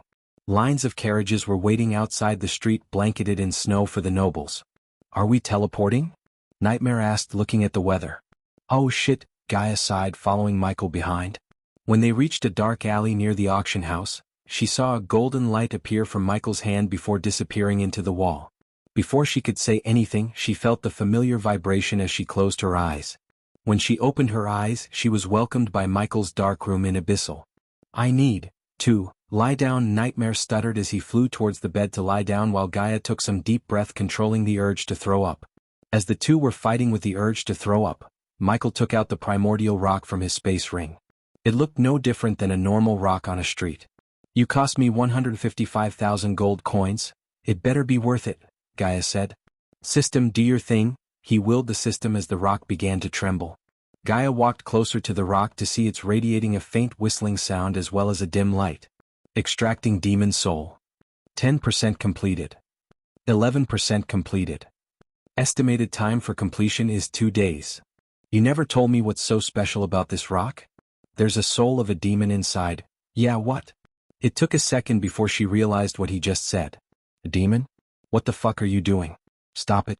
She tried to take the stone away from Michael's hands, but he just stopped her from doing so by wrapping his one arm over her waist. Don't worry, he whispered into her ear, sending a chill running through her spine. Getting tightly held like this froze her body and mind. They had been kissing, cuddling, and hugging for quite a long time, yet every time felt like a first time to her. Do you know anything about demons? He pulled her perfectly structured body even closer to him. Although she wasn't the type of girl to blush every single time a man touches her pinky, a red shade did appear on her cheeks. Not much. I only read about them. They are bad, her words stuttered. For the commoners, a demon was nothing but a myth. However, the great clans and kingdoms like Nagaland had records about demons that weren't just stories. Aren't we? He put the rock on the table, turning his full focus on the beautiful woman before him. We are the good kind of bad. You really know what you're doing? He could still see some concerns in her eyes, but they also contained the unwavering trust. Are you gonna tell me that you learned how to bring a demon back to life from the memories of Abras? No. I'm sorry that I'm not telling you everything. I trust you with my life, Gaia, but I can't tell you. Before he could continue, she put her finger on his lips, interrupting his words. We are going to be together forever, so I'm sure that you'll find the right time to share things with me. She then took the initiative to close his lips with hers regardless of Nightmare's existence. Mama, Brother Ghost, and Sister Elia are here. Cindy screamed as loud as she could. Raylene rushed out of the kitchen to see Ghost carrying Cindy, who is carrying Nightmare in her hands. Master Ghost, Raylene shoved all of Cindy's toys, trying to make the place presentable. This house was recently built and gifted to her by the sect. Regardless of the fact this is a new home, it was filled with furniture and ornaments, courtesy of Gaia. Gaia personally decorated the house herself. The interior of the house resembled a high-end apartment. A few glass walls accompanied by white marble walls gave a majestic charm to the house. Still, it was hard for Raylene to keep the house clean due to her busy schedule. She had to go to the restaurant in Rivertown every morning to help the dwarf in the kitchen fittings, prepare food for Cindy and the children at the sect, cultivate with sect leader Claire, learn how to write and read from Elder Mark, and in the little bit of free time she had to improve her cooking skills. Of course, Gaia would come to judge her cooking by finishing all of them. Are you busy or something? Michael plunged into the sofa with Cindy in his arms. Gaia didn't sit beside him but stormed into the kitchen following the delicious smell of food. Cindy was a year older now. The baby fat in her face was slowly disappearing, but her childish behavior wasn't going anywhere. She crawled her little body into Michael's winter coat. I was just preparing dinner for everyone, she laughed. One could see the tiredness in her voice, but it was overshadowed by her happiness. Her face was brighter than usual. Master Ghost, when are we opening the restaurant? About that, I want you to hook the customers of Majestic with your cooking skills. She gawked at him cluelessly as he began to explain. A fancy building isn't going to draw the amount of crowd I want. If we are to open the restaurant with a bang, we need to spread the word of your skills to every single noble in this kingdom. This is so good. From the kitchen, Gaia howled. It was like a blind cat got into the kitchen. The sound of utensils clashing came from the kitchen non-stop. We need to make Elia out of every single noble, he said, letting out a sigh. Chapter 217. What do you want me to do, Master Ghost? I want you to make tea and appetizers. Send them to the customers of Majestic while they were waiting for their turn. Jack and his group will take care of supplying them. By doing this, we'll get them addicted to your cooking, then we'll have them flood towards our restaurant when we open. Biscuits. Michael felt Cindy's body stiffening after Gaia screamed joyously from the kitchen. The little girl let go of Nightmare. Sister Elia, those are my biscuits. Not anymore, Cindy. Cindy completely ignored Raylene's cry, rushing towards the kitchen to save her biscuits from Gaia. Don't forget to focus more on your cultivation, Raylene. We have a lot to do in this world. After giving a gentle pat on her shoulder, Michael left her house, leaving Gaia to finish her fight with Cindy. At this time, Raylene didn't know the full meaning of his words. Leaving Raylene's house, he calmly strolled around the sect, enjoying the peace and beauty of the winter. Nightmare flapped his wings, taking off to the sky from his shoulder. After Nightmare's departure, only the snowflakes and the howling sound of the wind accompanied him. There were no disciples present. He knew they were either cultivating or studying under the elders. Considering they now had a stable income as well as resources to cultivate, the disciples did not slack off but focused on cultivating. Except for the main headquarters, a huge library and a dome around the herbal garden Gaia was planning to build, the rest of the construction works had been completed. Now each elder had their own mansion and cultivation halls that would rival the big sects themselves. She really has good taste. Even with a limited budget, she turned this place around. One could not laugh at the sect for being too shabby anymore because this place looked anything but. Eventually, Michael came to his herbal garden to see Olivia dusting off snow from the leaves of the herbs. The green-hair beauty was too focused on her job as she completely failed to notice Michael. She was gawking between the notebook on her lap and the violet flower in her hand. The notebook was written by Michael himself. It was like a beginner's guide to Michael's alchemy knowledge. Violet sunflower, it's so beautiful, Olivia mumbled before gently plucking the flower. And poisonous, ah! She fell face first into the pile of snow in shock when she suddenly heard Michael's words from behind. Not a single soul was here to see Olivia's downfall that made Michael chuckle. She quickly wiped off the snow from her face to see Michael laughing at her. Her face turned red in embarrassment. Holy gods, teacher. You scared the life out of me. I did, didn't I? He helped her up from the pile of snow before taking the notebook from her hand. Teacher, I thought you were in seclusion.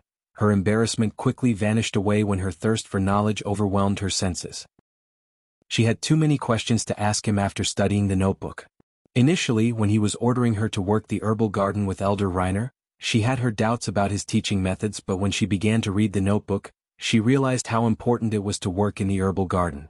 I assume you have questions for me. Just by looking at her eyes, he could tell she has so many questions for him. Her curiosity and the thirst for knowledge were so obvious on her face. Teacher, in the notebook, you mentioned that we should use Galvan stone instead of cockatrice tear in heat-resisting potion. Can you explain why? You know heat-resisting potion requires Galvan salt, which is found in Galvan stone, right? She nodded. But Galvan stone is extremely rare, hence the potion is so expensive. Galvan stone is not the only source for Galvan salt, it can be found in cockatrice tear too, just in a different state. He grabbed a handful of snow from the ground. This is water in its solid form, we call this ice. Heat it up, it will become water. The green alchemy flames emerged from his palm, turning the ice into water. Heat it more, the water will lose its liquid state and take the state of vapor. 3 states but the same element. The same goes for Galvan salt. In Galvan stone, the salt is in its solid state. In cockatrice tears, the salt is in its liquid state. It's indeed a bad practice to taste the ingredients, but sometimes it'll help you identify the items or herbs with the same qualities. So lick the ingredients. Noted. She quickly took a mental note before getting her a gentle knock on her head. Just get someone who could speak and has a high tolerance for toxicity. A goblin would do the trick. Considering goblins could eat almost anything, they had a high tolerance for toxicity. Plus, they could be taught to speak the common tongue instead of a goblin. I hate slavery, so just pay the goblin a monthly salary or something he or she desires. He basically worked as a slave for drug dealers for a part of his childhood. They would always say they own him and the rest of the orphans. This made him hate the idea of owning another human being.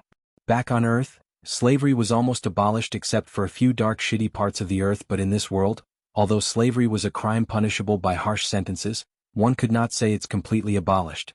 There was always someone secretly trading slaves for nobles for their sick pleasures. The law against slavery was only for people of the northern continents, which were Elon and Azair. Slavery was completely legal in the northern continents if the slaves are from the southern continent, also known as Midras. Michael only saw the glimpse of the slave trading between the northern and southern continents through what happened to Arius' brothers. What they did to those brothers was beyond cruel. It gave Michael the idea of what they would do to the southern girls. Sooner or later Michael knew he would need an army to face the great clans, and a promise to abolish slavery would get him the support of thousands of slaves across this world.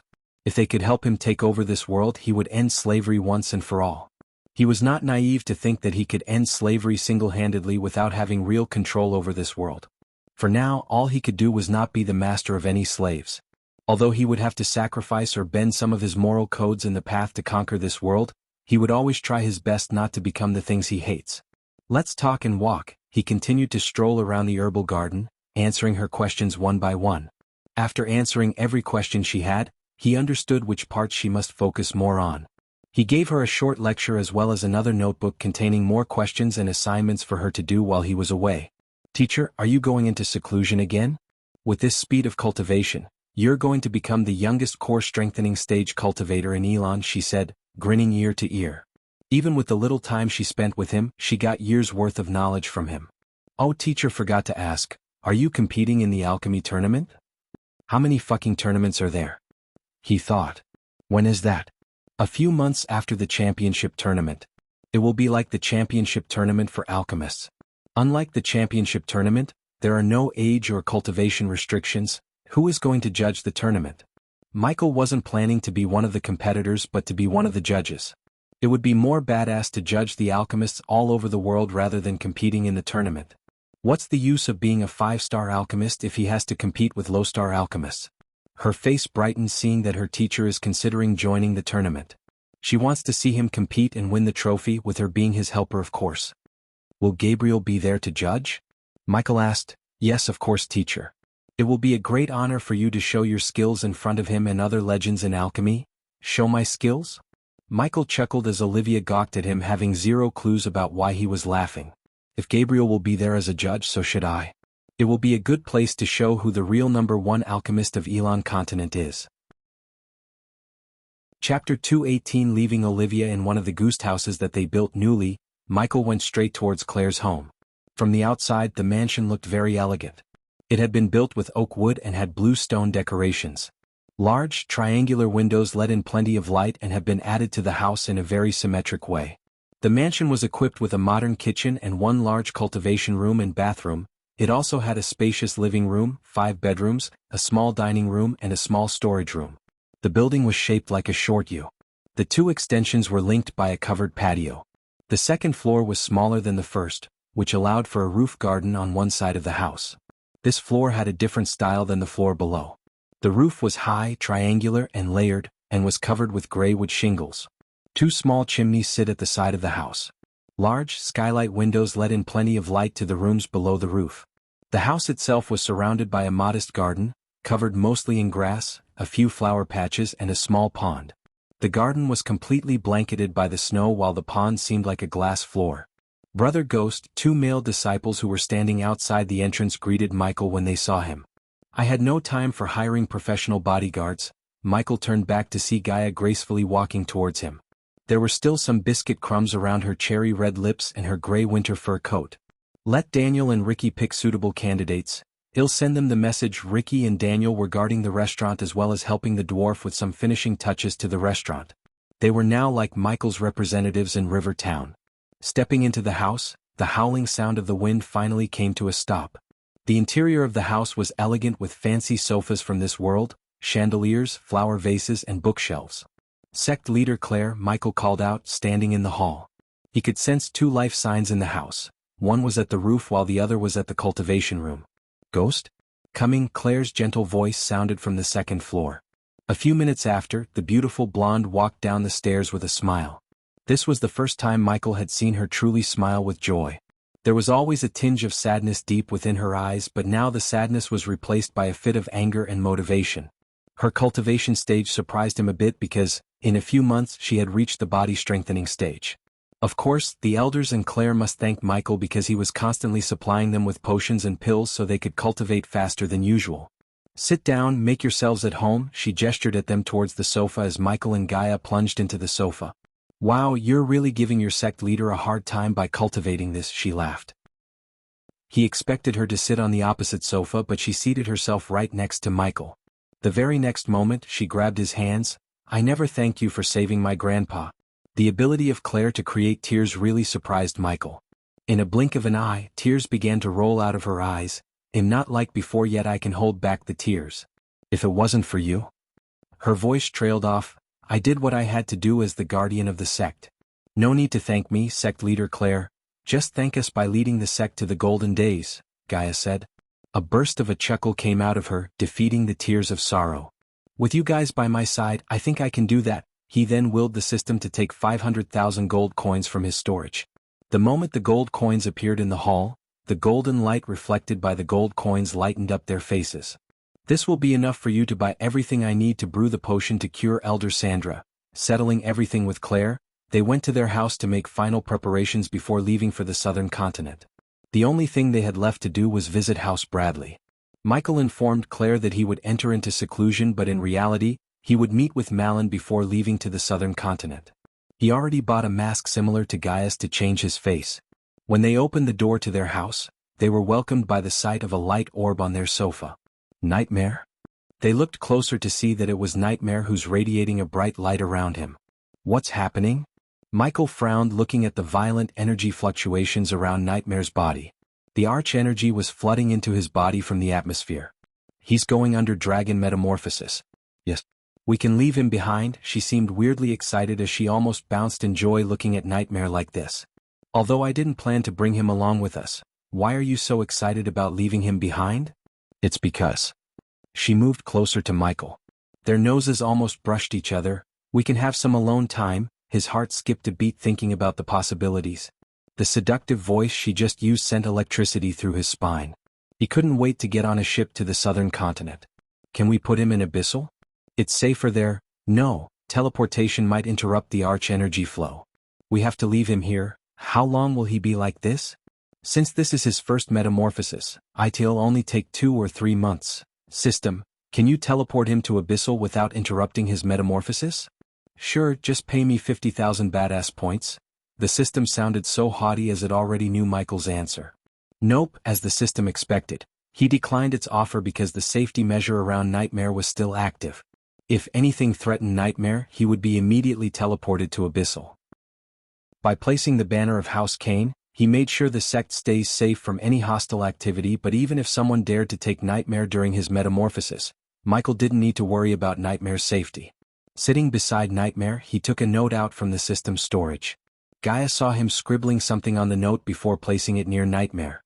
"Take care, buddy." Suddenly in a dark alley near the Phoenix Auction Manor, 2 figures appeared from thin air. Michael changed his usual black armor to something from this world. A long winter gray coat with black linen breeches. He let his shoulder-length black hair dance in the wind instead of covering it inside a black hood. One could now clearly see the stubble beard he started to grow recently. The cultivators in this world had control over their beard growth. Most tended to stop the beard from growing completely, but not Michael. He liked to sport many looks instead of the same clean-shaven look. They followed the signboards in the streets to the House Bradley compound. After a while navigating through the labyrinth of snow-covered streets, he saw a huge compound not far away. As they walked closer to the house, which was filled with a majestic and imposing aura, he noticed soldiers wearing various types of armor such as light armor and heavy armor patrolling the buildings on the other side of the gigantic metal gates. Some servants were bringing what seemed to be hot beverages to the guards patrolling in the bone-chilling cold winter. Michael also noticed the lack of street urchins, commoners, or any merchant stalls on the premises. Everyone he saw was either a soldier or a servant of House Bradley. After staring at the entrance for a while, Michael and Gaia walked toward the main gate, which was tightly guarded. However, before he could talk to the soldiers outside the gate, an old man, who appeared to have the position of the housekeeper, hurriedly came through the small gate beside the giant metal gate. "Welcome to House Bradley, young Master Ghost, young Miss Elia. Please follow me." The old man surprised both of them by quickly recognizing them. Clearly, the old man knew their identities, so Michael did not waste time asking questions like how he recognized them. He just nodded, gesturing to the old man to lead the way. After entering through the small gate that the old man came through, a pretty female servant hurriedly walked out from one corner. After which, she gently said a few words to them before leading the way from in front. They followed behind the female servant at neither fast nor slow pace. Gaia seemed indifferent to the luxurious mansion, but his gaze swept over everything. The towering atmosphere of the buildings caused him to secretly nod his head. Walking on a small path that was paved by rough grayish stone fragments, his eyes suddenly narrowed slightly. From his environmental scanning ability, he noticed numerous hidden beings hiding in the dark corners of the mansion as he entered deeper into the compound. Many sharp arrowheads that were painted black to cover the reflection were slowly moving within the mansion. Any little sign of trouble would instantly cause them to send out an attack. He could tell these secret archers and assassins were noticing his every single movement. Not bad. Gaia too noticed these people and gave a small nod of approval. Following the girl, they soon came to a luxurious large hall. Their gaze passed through the unlatched door and was able to faintly see a couple of people standing within it. The young servant girl left the hall without uttering a word, leaving Michael and Gaia alone. Soon, Michael began to walk forward towards the door. He gently pushed open the door. "Finally, you're here, Ghost." Chapter 219. Lord Malin spread his muscular arms wide to embrace Michael into a bear hug. Since gestures like this would strengthen the bond between them, Michael too embraced Malin without avoiding the hug. Gaia searched the hall for Nathan, but weirdly no one could be seen in the hall except 2 guards who quickly left the room after they entered. "I heard you made a friend out of House Cain," Lord Malin asked, releasing him from the hug. Then Malin acknowledged Gaia's presence by patting her on the shoulder. "Word travels fast, huh, Lord Malin?" Very. Lord Malin, who recently reached the core strengthening stage, gestured at them towards the sofas. Various beverages including wine and ale were placed on a round table in front of the sofas. "Help yourselves out." Lord Malin took a glass for himself before pouring the ale into the glass. Michael nodded as he poured the grape juice into 2 glasses. He took 1 glass and handed over the other to Gaia. Lord Malin was surprised to see a heavenly blessed youngster such as Ghost treat a body-refining normal-looking girl like this, because any prodigy would have let the girl pour the drink. Ghost was not only a talented prodigy but also a 5-star alchemist. If he wished, beauties and even princesses would be in line to be his wives. They would treat him as their king, yet Malin could tell just by this simple gesture that he's treating this girl as his queen. Either Michael or Gaia had zero ideas that a simple gesture like pouring a juice to another made such an impression on Malin. "So Lord Malin, how's life treating you?" he asked, taking a sip of the grape juice. "I assume you have something important to talk to me, or you wouldn't have sent a secret letter." Lord Malin's face turned serious as he sighed. "I didn't like that method, kid, but I had to make sure no one sees you with anyone from House Bradley." "What's in your mind, Lord Malin?" "I'm sure you have a good reason to do that. What do you know about House Bradley?" "Nothing much, just the important things like House Bradley provides one of the best security services in Kethen and has numerous powerful connections across the continent," Gaia answered. Considering Malin noticed how Ghost treated the girl, he knew she must be important to Ghost. Therefore, Malin decided to give her the same respect as he was giving Ghost. For the outside world, House Bradley is thriving, but in reality House Bradley is in deep shit. "Vultures are picking our clients one by one." Gaia wondered why he was telling such weakness to 2 complete strangers. Noble families like them tend to keep things like this completely secret. She guessed that if he's telling this, he might ask something huge to be done by them. "I know you're wondering why am I telling you all this?" Malin leaned forward to refill his glass before speaking his kind. "I've been watching you, kid. You're making connections and a name for yourself. I can tell you that you have ambitions other than just reaching the immortal stage." Malin let out a deep breath. "How do you like making House Bradley your lifelong ally?" Malin asked. "I have to say, Lord Malin, that I'm indeed interested in such an offer. But first, you have to tell me, what do you want from me?" "I want you to brew this undetected poison to kill my brother." Lord Malin flicked his wrist as an old worn-out scroll appeared in his hand. "So you want us to kill the current leader? If he's messing up, why can't you and the elders force him to retire or something and choose a new leader?" Gaia asked while Michael was checking out the scroll. Lord Malin sighed heavily. He was hoping for them not to ask this question because it was really embarrassing for him to answer. However, this embarrassment was nothing compared to his family's future. "It's because my brother has found a loophole to hand over the leader position to someone else." "Nathan?" Gaia asked. "I wish." "Apparently, Nathan has no interest in becoming the leader. All he wants is to become an alchemist like you." Michael did not show any expression on his face. "Then who does he want to be the next leader?" "The whore he's fucking." A wave of anger emerged in Malin's eyes. He continued to curse with gritted teeth. "He's planning to marry that whore. It stinks, but it happens." Gaia knew the feeling too well. His father married Zanala's mother after Gaia's mother died. Ever since he married her, Nagaland has been declining. Once a superpower, now became a kingdom with most debts to settle. If killing her father would save her kingdom, she would do it in a heartbeat. Therefore, she sympathized with Malin, who is trying to save his family from being destroyed by the mistakes of a single person. "Lord Malin, why kill your brother when you can kill her?" Michael asked him. "Say again?" "The whore's him, not her." Both Gaia and Michael couldn't help raising their brows in surprise while Malin's eyes twitched in embarrassment. Even though it was nothing to be ashamed of, this world didn't tolerate or take lightly to same-sex relationships. The churches of various gods were strongly against same-sex marriages, but there weren't any laws against them. Marrying a man-whore, that's new. Gaia had traveled almost everywhere in Elon and Azair, yet this was the first time she heard that a head of a noble family is thinking about marrying someone of the same gender. Now she could understand more why Malin wants to kill his own brother. If word got out of this marriage and he actually married him, she was positive that House Bradley is good as dead.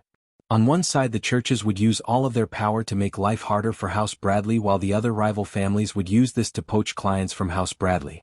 "What's stopping you from killing him, Lord Malin?" Unlike Gaia, Michael was indifferent about who's fucking whom. "We suspect that man-whore might have some connections with one of our rival families. If we killed him, they might release some scandalous documents or something that shouldn't be released. We cannot afford to take this risk. But if my brother were to die a natural death before he goes through with his marriage plan, he'll become the next family head and use all of the Bradley family resources to finally put an end to this fiasco." "Natural death, that's where this potion comes, huh?" "This is indeed a very complex potion that can't be brewed by anyone other than a 5-star alchemist." Lord Malin seemed like he already knew this.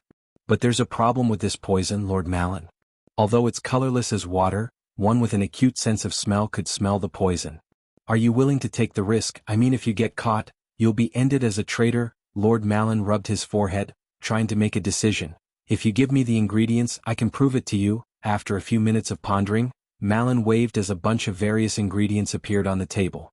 He wanted to check whether Ghost's statement about the poison was true or not. Seeing Ghost did not right out of the bat refuse to brew the poison, Lord Malin could heave a sigh of relief. Michael ignored the badass points notification sound in his mind and focused on brewing the poison. Malin heard about Ghost's alchemy skills, but seeing Ghost brew the poison with his own eyes still stunned him. In his eyes, Ghost looked like he's breezing through the process, showing no difficulties on his face despite the fact that this poison is one of the most complex potions to brew. Here you go, take a whiff, Michael said, pouring the colorless liquid into a glass vial. He then handed over the poison to Malin. It stinks. Gaia twitched her nose as, among the three of them, she got the most acute sense of smell. When Malin brought the vial closer to him, he began to smell the nauseating smell. It was faint, but it was there. Malin realized the meaning of Michael's words.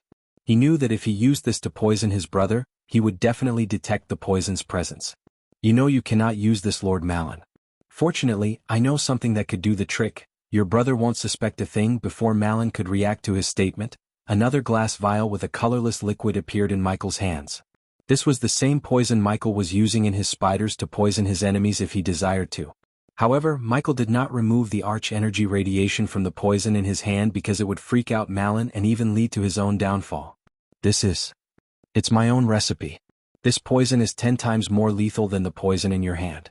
Plus, it's odorless and disappears from the body in a matter of seconds, so even if a 6-star healer came to check the body, they will find nothing.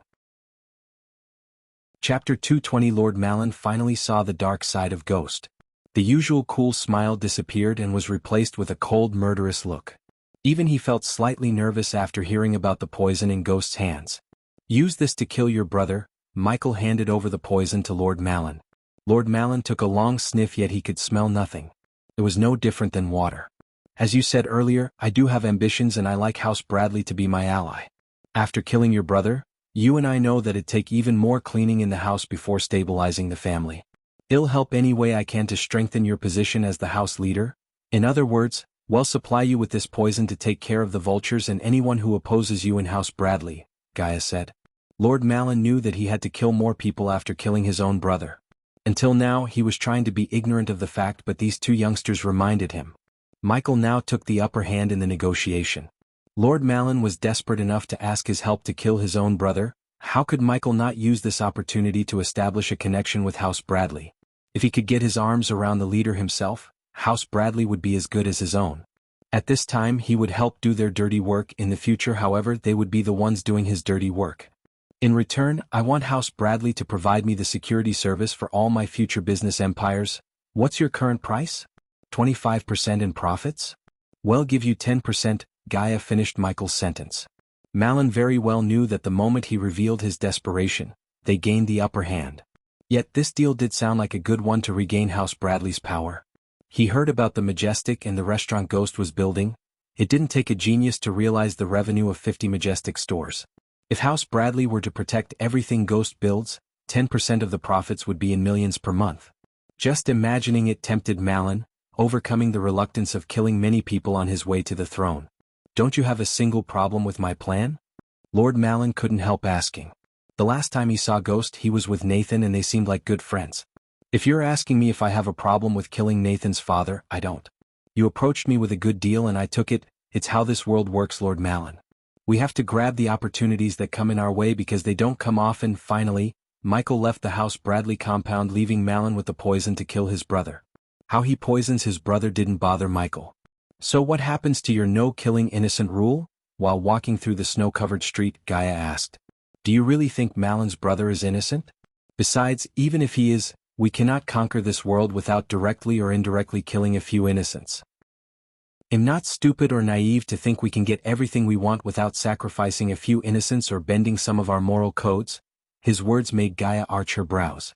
She gently placed her hand on his shoulder. You are playing Lucifer, human, you're not him. Don't become the evil Dark Lord that the Guardians claiming you will be. I know, but there will always be dark before dawn. The more Michael moved forward with his plans to conquer this world, the more blurry the lines between good and bad become.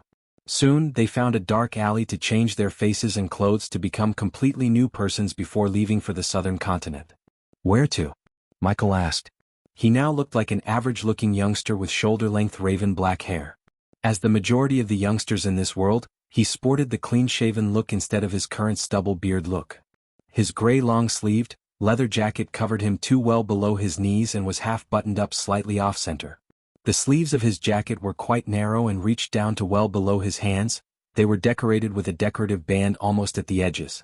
The jacket had a wide V-neck which revealed part of the stylish black shirt worn below it and was worn with a dark rope belt, which was held together by a big belt buckle. The rope belt was mostly decorative but did serve its purpose. His black pants were simple and quite narrow and reached down to his soft leather boots. The boots were made from pretty unusual leather but were otherwise an ordinary design. Gaia on the other hand changed her hair from golden to dark brown and put the hair into a long ponytail instead of letting her hair free as she usually did. She wore the exact same clothes as Michael except she wore a breast holder underneath her shirt. To Kingdom Draddle, as she said, they took off from Ice Fair towards Kingdom Draddle. Regardless of night and day, they continuously fly towards Kingdom Draddle, taking only a few breaks for Gaia to munch on the food she brought. She was a girl who would share everything with Michael except her biscuits. However, Michael would steal some of her biscuits just to make her mad, which would eventually lead him to taste her cherry lips in the mid-air. It took them 2 weeks to reach the capital of Draddle. The city immediately reminded Michael of the city of Venice. "Welcome to Bay City," Gaia said, looking at the city on the horizon. Michael could see depots, huge ships that he only saw in fantasy movies like Pirates of the Caribbean, and buildings built in water. Except for huge sail ships, the city completely resembled Venice to him. He couldn't see a city wall around the city nor any guards. What are looking at? Bay City has no entree fees. Fuckers milk the people by other taxes like a trading tax. They descended to the streets on the water. The people seemed like they were accustomed to seeing new faces every single day. The women carried baskets filled with freshly baked bread while most of the men near the depot worked various chores. Occasionally, Michael could see fancy carriages strolling towards the harbor area. However, his eyes were focused on the gigantic man of war at the harbor. The ship had 3 masts, each with 3 to 4 sails. The man of war was 60 meters long and almost had 130 guns. 4 at the bow, 8 at the stern, and the rest in each broadside. How much would that cost us? She was familiar with his desire to buy fancy things like this. 100 million gold coins minimum. "I'll add that to the list you want to buy," she chuckled, punching him on the shoulder. Although she wouldn't be able to get him a man of warship for 100 million gold coins without him knowing, she would definitely gift him with something just as awesome as a man of warship. "I want a fleet of man-o' warships." After hearing his desire to buy a bunch of islands to enjoy his weekends, this didn't surprise Gaia very much. He began to walk towards the harbor, taking his gaze away from the man of war on the horizon. "Upgrade your inventor trait to star level 6 and the host will be able to build ships that makes this man of war looks like a fishing boat." The system's voice made him halt his steps. "Why are you smiling?" Gaia noticed the sudden wide grin on his face. "We should find ourselves a loyal 5-star blacksmith. Didn't you say Jack could become a blacksmith? He's loyal. Why don't we kidnap him and make him work for us, the other us?" She wanted to kidnap Jack to Abyssal, but Michael knew this was not the right time to make a move on Jack. First, he wanted to see what it was like to be in the southern continent. If Lady Luck was on his side, he might be able to bring an army of gladiators to Abyssal. "We can talk about that after we came back from southern continent. What do you think we'll find in Kingdom Jysel?" Kingdom Jysel was the place the system showed him to go to find the source of Nightcrawler's artifact. "I don't know, but we'll find out soon enough," he said, walking through the crowd in the depot area. Soon after they crossed the depot area, they entered the harbor area where he saw ships of all sizes docked. For the first time, he noticed groups of soldiers in metal armors at the far side of the harbor. On their side of the harbor, all the ships docked in were military ships that had cannons, mortars, and a few weapons Michael had no idea about. "Ships to Kingdom Breedia. We have ships going to the Azer continent. Come to me to buy your tickets. 3 places available on a ship to the southern continent." Michael turned his gaze away from the military harbor side to see a group of youngsters shouting at the crowd in front of them as loud as they could. "What are we waiting for? Let's go."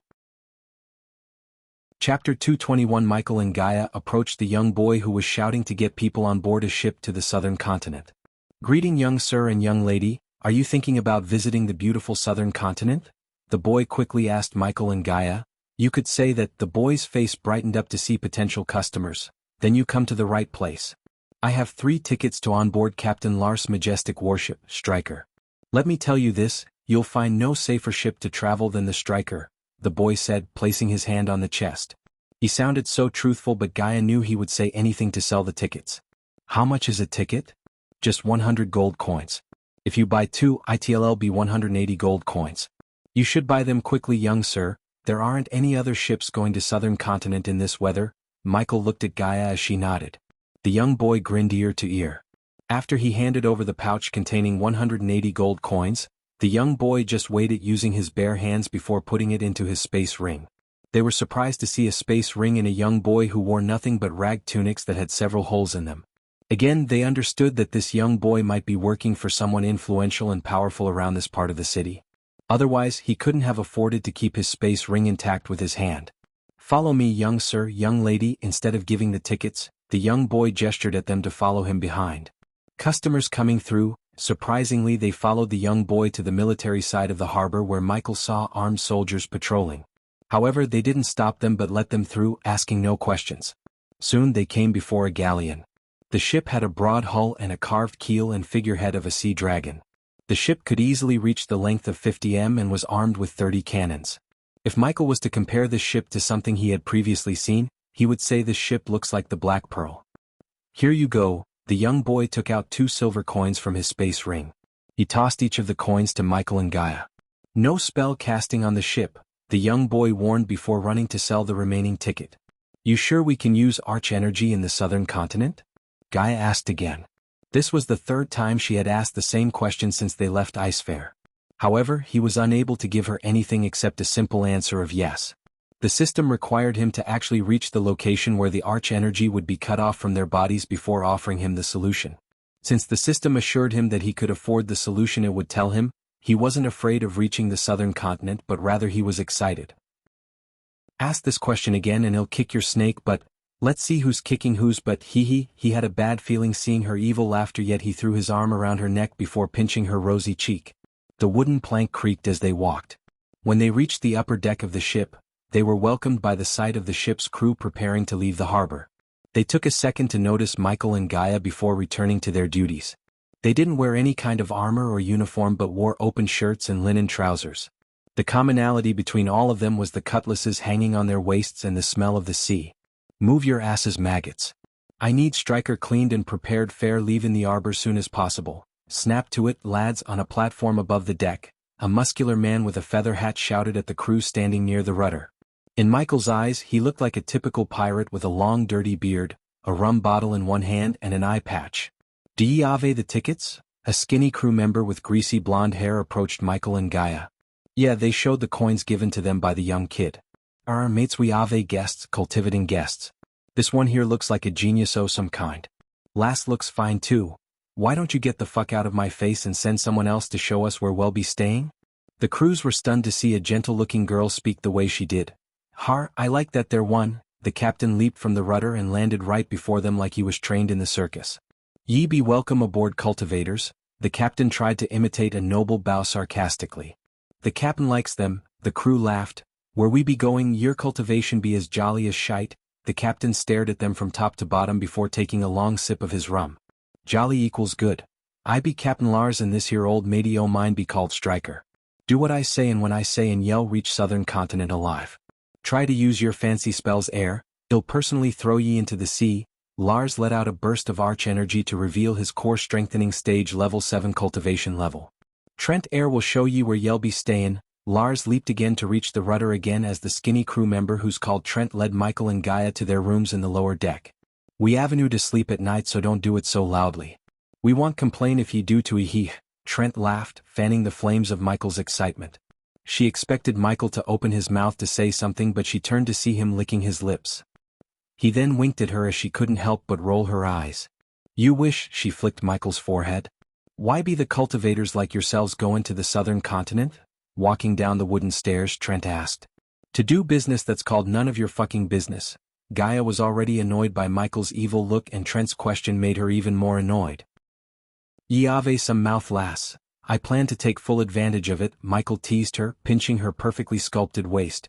Ah, she squealed after he pinched her hip, throwing a glare at Michael. Yet she soon laughed, which gave Michael a bad feeling. What is she planning? He asked himself. After walking a few more steps, they came before a 6-feet-tall wooden door. Trent opened the door to reveal a small room with 2 bunk beds. The room gave off a serious claustrophobic vibe as it barely had any room to move around. At least we have a window, Michael sighed, looking at the small window near the bunk beds. If not for the windows, he knew they would be choked to death at night.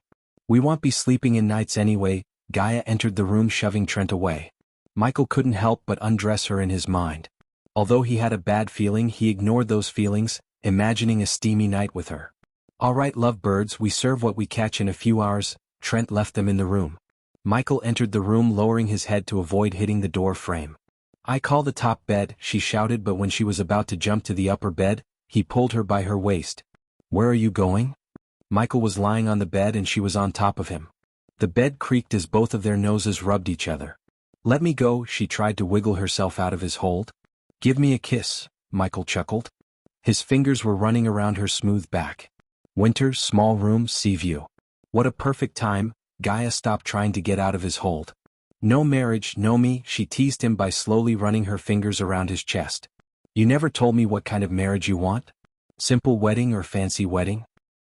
Don't you dare go for the simple one, I would kick your ass, she pinched his cheek. Fancy it is. I want our marriage to be one of a kind, she placed her head on Michael's chest. Flowers, music, fireworks. I want everything to be perfect.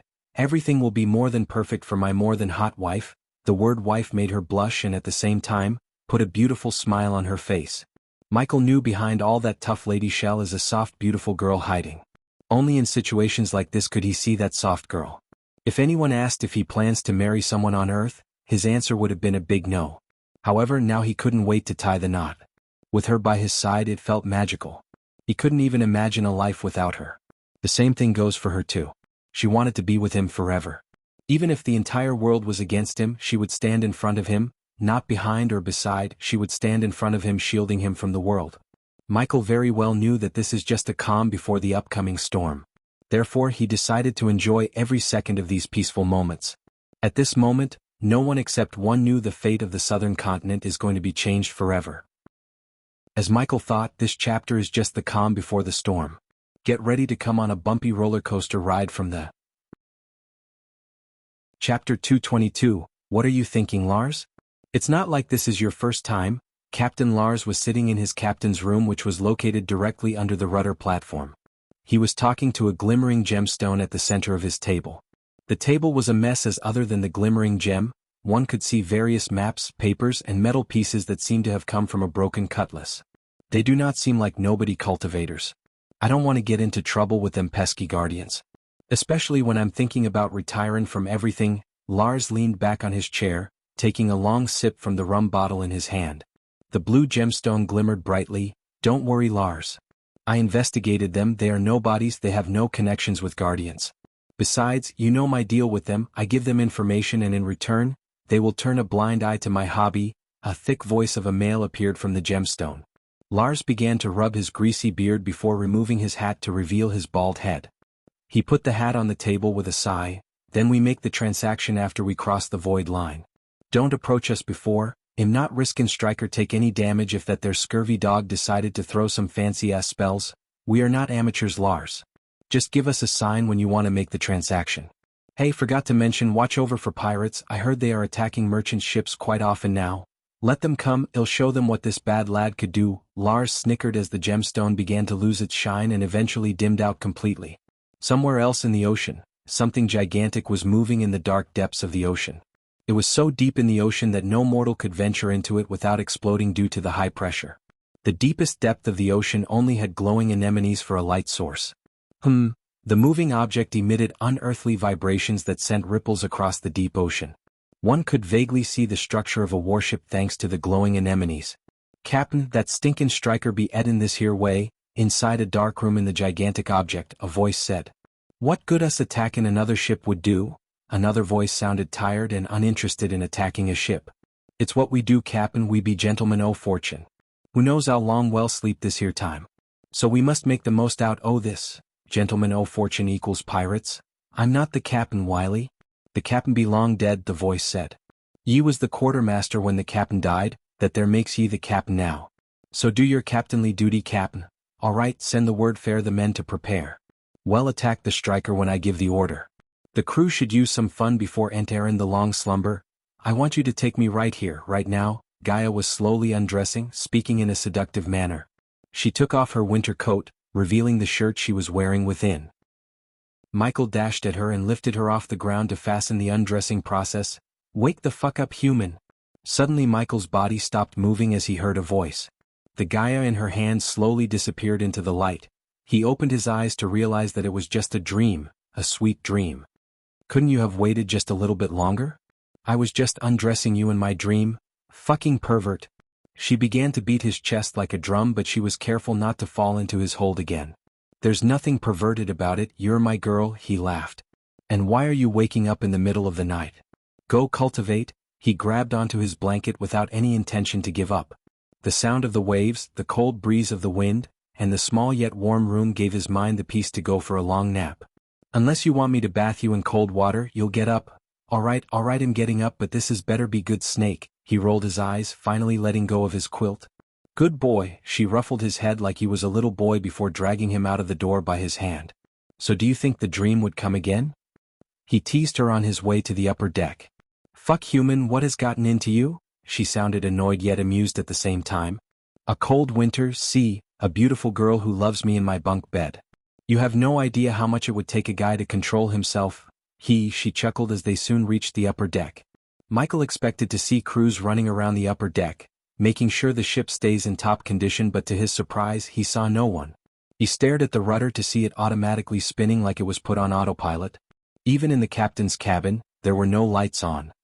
He knew everyone was probably sleeping drunk to their throats, yet he was here, standing on an empty deck in the middle of a freezing winter. Don't. When he was about to take his winter coat from his space ring, she stopped him. Are you kidding me? I'm not freezing to death, he raised his voice. Unlike him, who was standing here bare-chested, she was wearing the winter coat and everything to keep her body warm without the use of arch energy. I said I'd give you something special when we get on a ship to the southern continent, right? This is it. This is what? Training to improve your close combat skills. Michael's jaw dropped a couple of inches.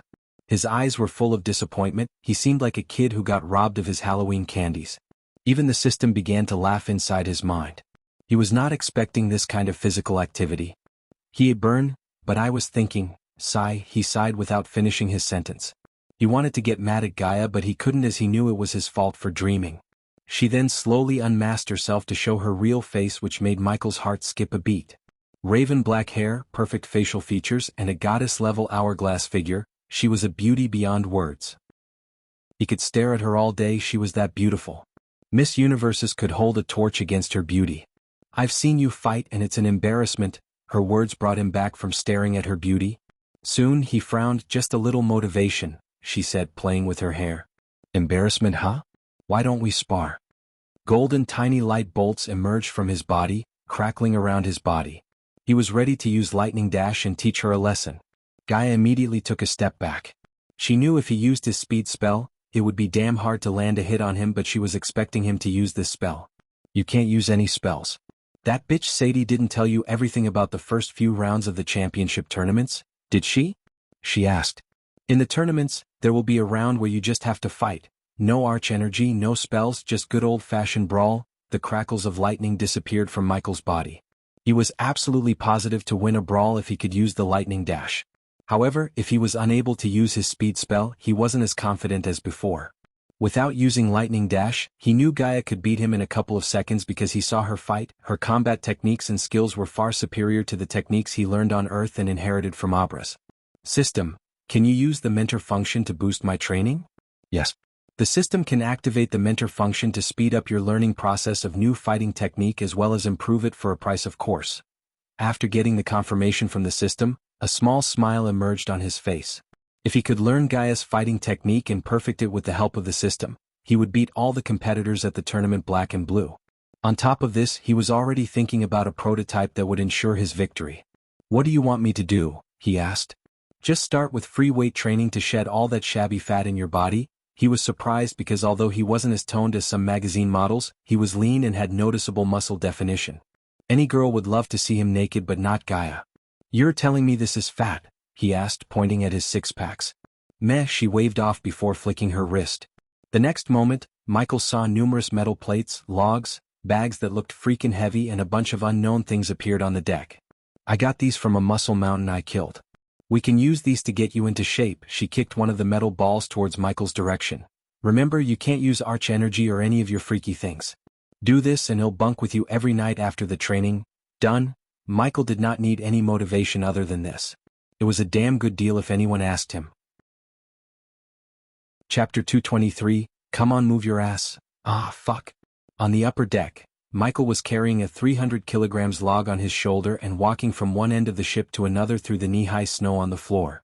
All of his muscles were screaming as even in the cold weather, he was sweating like he was walking in the desert. Despite his suffering, she was hitting him with a stick every time he slowed down. One could see zigzags of red lines on his fair back. During his training, she was a completely different woman. After training, although he would drink a healing potion to heal himself, she would massage his back, pour him coffee and care for him like a perfect wife. Her care for him during the daytime was absolutely worth all this pain in his mind. You're such a bitch, yet Michael couldn't help cursing when she attacked him with a stick again. What did you call me? She was laughing, yet she put on a mad face just to make him walk faster to avoid getting hit by her. She didn't love or take any pleasure in hitting him. It was part of training before she could actually teach him the secret fighting technique she inherited from her mother. Gaia's mother's father created this technique himself, while Gaia's mother fused a few other techniques, and Gaia was trying to perfect the fighting technique. Before the tournament began, she wanted to teach him the fighting technique so he could beat all the fighters in the tournament. After walking the 50th time carrying the 300 kilograms log, he finally completed the set. He was exhausted as he wanted to immediately lie down on the snow, yet he had a lot of other workouts to do. Good, let's work on your kick. She lifted his right leg. He adjusted his body not to fall down while his left leg was on her shoulder. Leg work is vital to what he'll teach you soon. Now, lift it higher. She was lifting his leg higher and higher to the point he began to feel excruciating pain between his legs. Keep it still for 30 minutes. It has been a week since he started his first training. This was the second most painful week he ever had. The first one was when he was training with Spectre back on Earth. So you did this when you were training? He asked Gaia, who was sitting on a pile of snow. I'm not a puny human, so no, I didn't. She retrieved her snacks from the space ring. She had enough snacks to feed an entire family of 5 for a whole month. You know, you should learn how to cook, Michael said while trying his best to keep his leg higher. Why is, thought, words barely escape her biscuit-filled mouth. As if no, Hob. To cook, for your information, I do know how to cook, Michael proudly said, putting his trust in the system. If push comes to shove, he would become a star chef himself. After all, personally cooking was more romantic than buying from a restaurant. Really? She swallowed everything in her mouth, gawking at him in surprise. Then he'll learn. Meanwhile, down in the crew member quarters, Captain Lars was lying on a bed. He was drowning himself in rum as the crew members surrounded him. They were gossiping. Be they still doing it? Yeah, I'm afraid that their lad might die before we and them owe her to the buyer. That lass be a fucking dominatrix. Why be they trainin' anyway? It's not like Avon muscles would save them after they crossed the void line. Why would they even go to the southern continent? If I born in the northern continents and be able to cultivate, I'd stay the fuck out o a place where I cannot use me powers. Cultivators be evil shites. They do evil shite every single day like grab in a piss. Jolly thin they ave a guardian guild to put them in the leash. Just imagine a gentleman o fortune ship with cultivators fare the crew. Don't forget about the void. If it wasn't fair the void, the northern kings would have long conquered the southern continent. Captain Lars dropped the empty rum bottle to join the conversation. Ye got it all wrong, men.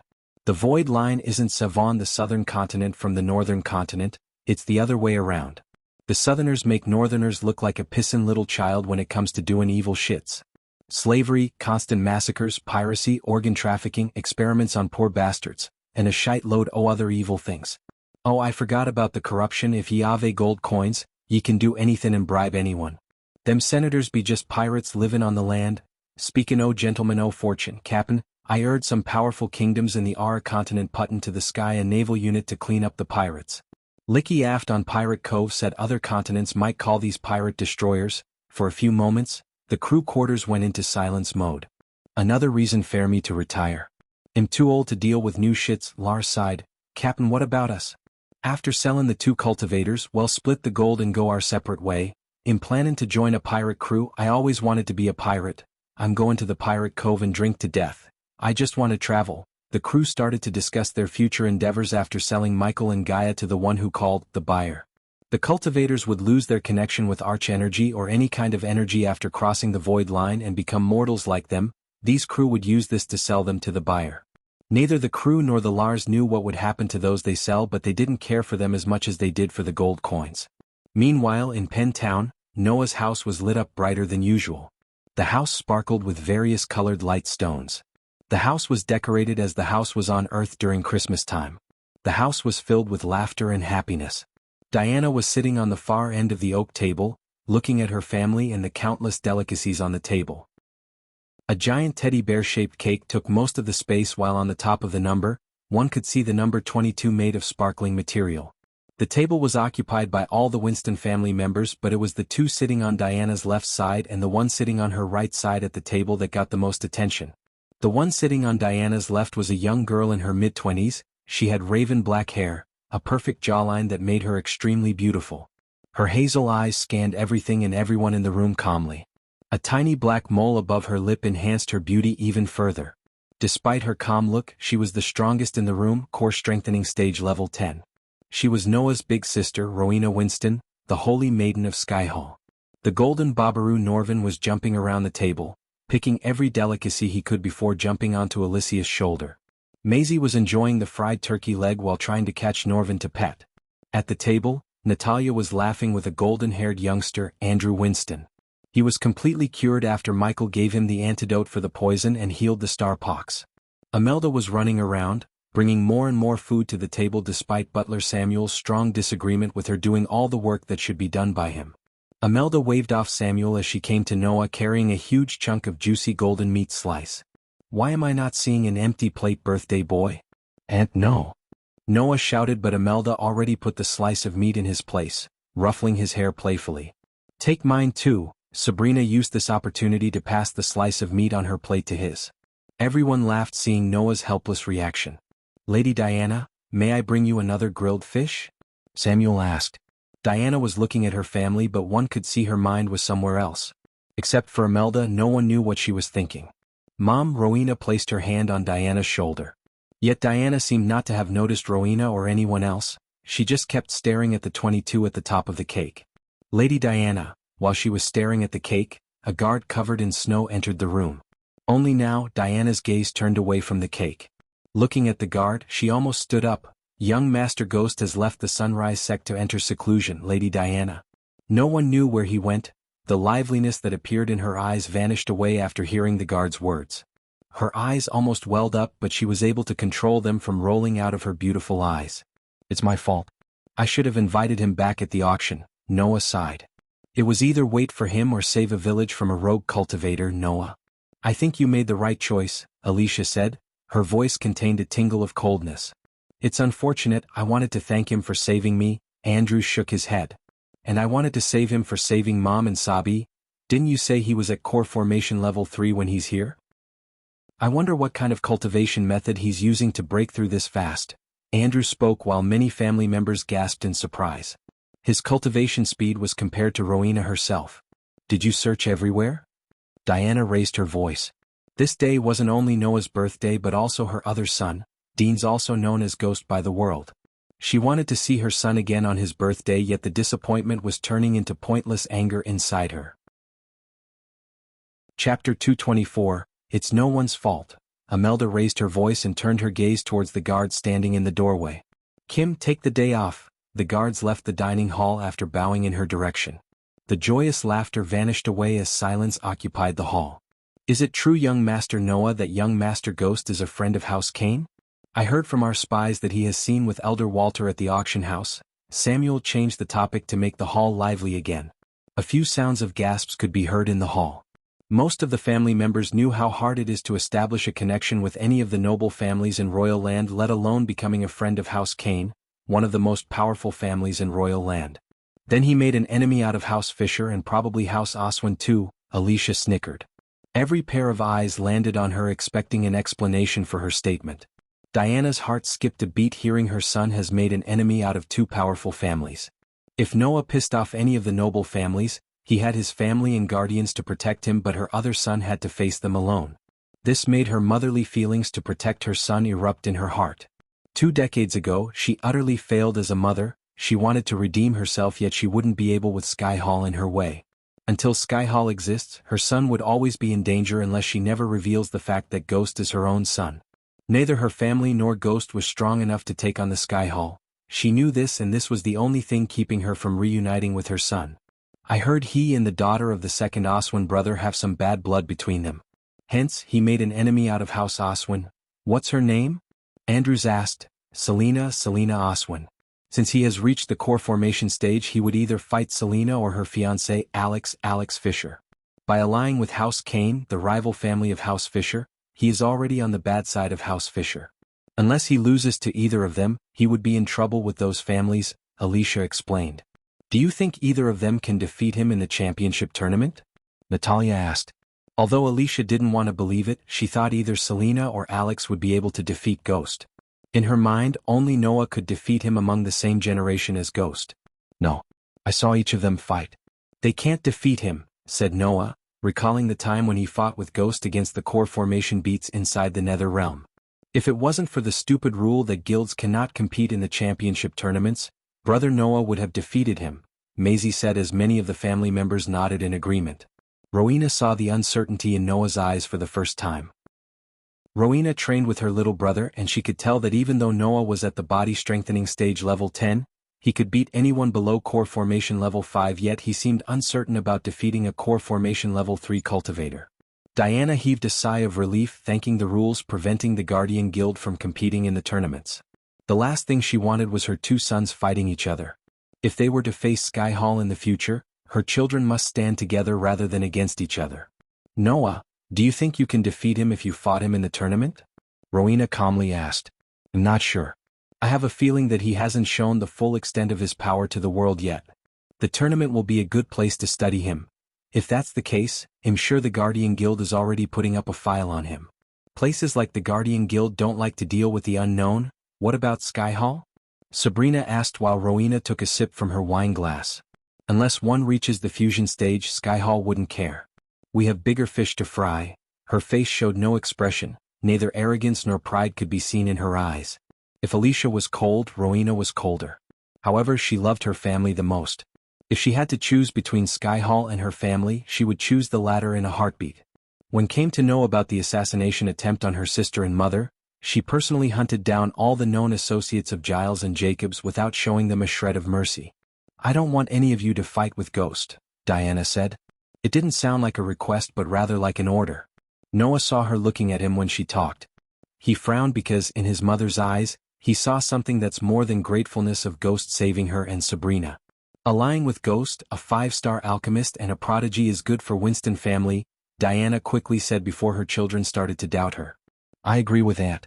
If it was up to me, I would have given him the banner of the Winston family as a token for showing our gratitude. Some of the elders nodded in approval. Yet Noah seemed to disagree with Andrew. Noah? Andrews noticed Noah's silence and called out his name to hear his opinion. I think the Winston family and Ghost has some conflict of interests. Noah took a sip of wine before continuing. I don't think selfish people like him would not bring any benefits to the Winston family. Selfish? Diana frowned. Yes, he could have joined the Guardians and helped many with his talents, yet he chose to get richer. And he stole my dragon, Maisie shouted, punching the table with her little fist. Noah, he saved Sabrina and Aunt on the same day. I don't see how that's selfish, Andrews said. I am grateful for what he did, there's no denying that. But didn't Sabi say it was the dragon who came to her rescue first? Besides, Noah doubted that Ghost might have something to do with Jacob's letter because Noah doubted that Giles would be stupid enough to put his name on a letter that completely incriminates him. Yet he wasn't completely sure about that, and Giles turned out to be guilty when Rowena went on her killing spree. Although Giles escaped, Noah knew it was only a matter of time before he found him. Of course he came to save the dragon and ended up saving Sabrina, Alicia said. After hearing their words, Diana stomped the ground as the ground trembled. Stop it, all of you. We will not forget what he did. If it wasn't for him, Sabi, Andrews and him wouldn't be here. I don't want to hear any of you speak so ungrateful ever again in my house. The entire hall went dead silent seeing Diana's domineering face.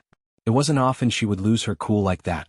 On top of that, this was the first time they saw her raise her voice at Noah. Even Noah himself was stunned to hear her. Enough of this. Today's a celebration, so let's celebrate. Imelda quickly tried to elevate the mood in the hall. Inside Peyton's manor, Zanali and Peyton were staring at a table full of documents.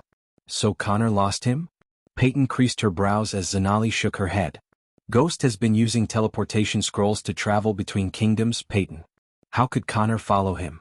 However, despite him using teleportation scrolls, I'd say Connor did a good job providing us with all this information on Ghost teleportation scrolls, huh?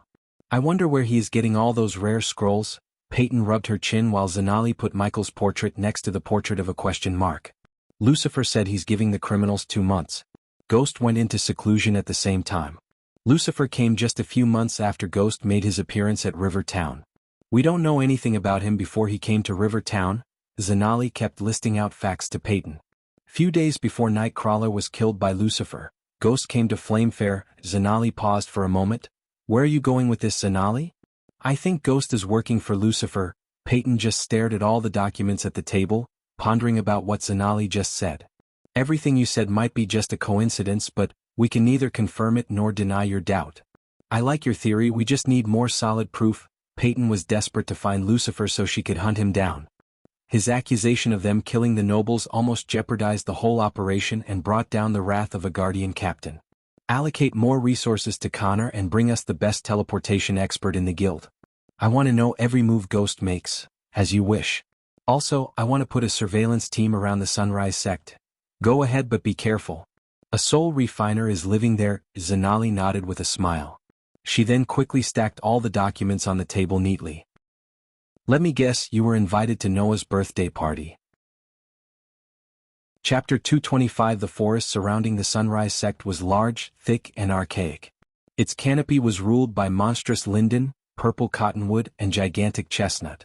The occasional beam of light that made its way through the canopy allowed bright shrubs to cultivate the rich grounds below. Coiling climbing plants grasped many trees, and a medley of flowers, which blossomed brightly, protruded from the otherwise colorless view.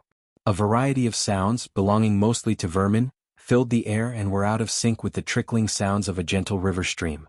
Hiding within the thick forest, Connors was watching at a construction site a few hundred meters away.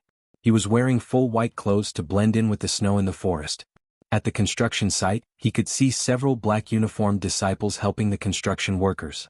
Just by looking at the construction site and the tons of wood, marble, stones, and glasses they were bringing in, he could tell they were building not just a house but a huge mansion. The dwarf engineering was a dead giveaway, showing the intricate design of the mansion. Where are you, Ghost? Connors mumbled. It has been a month since he was allocated more resources to gather more information about Ghost. Considering Ghost disappeared using a teleportation scroll a month ago, he couldn't follow him. Therefore he was surveying the sect and his underlings were surveying Ghost's restaurant in River Town. Whoosh. A shadow brought extra darkness to the forest as Connors looked upwards to see Ghost's pet dragon hovering over the sky before flying towards the construction site.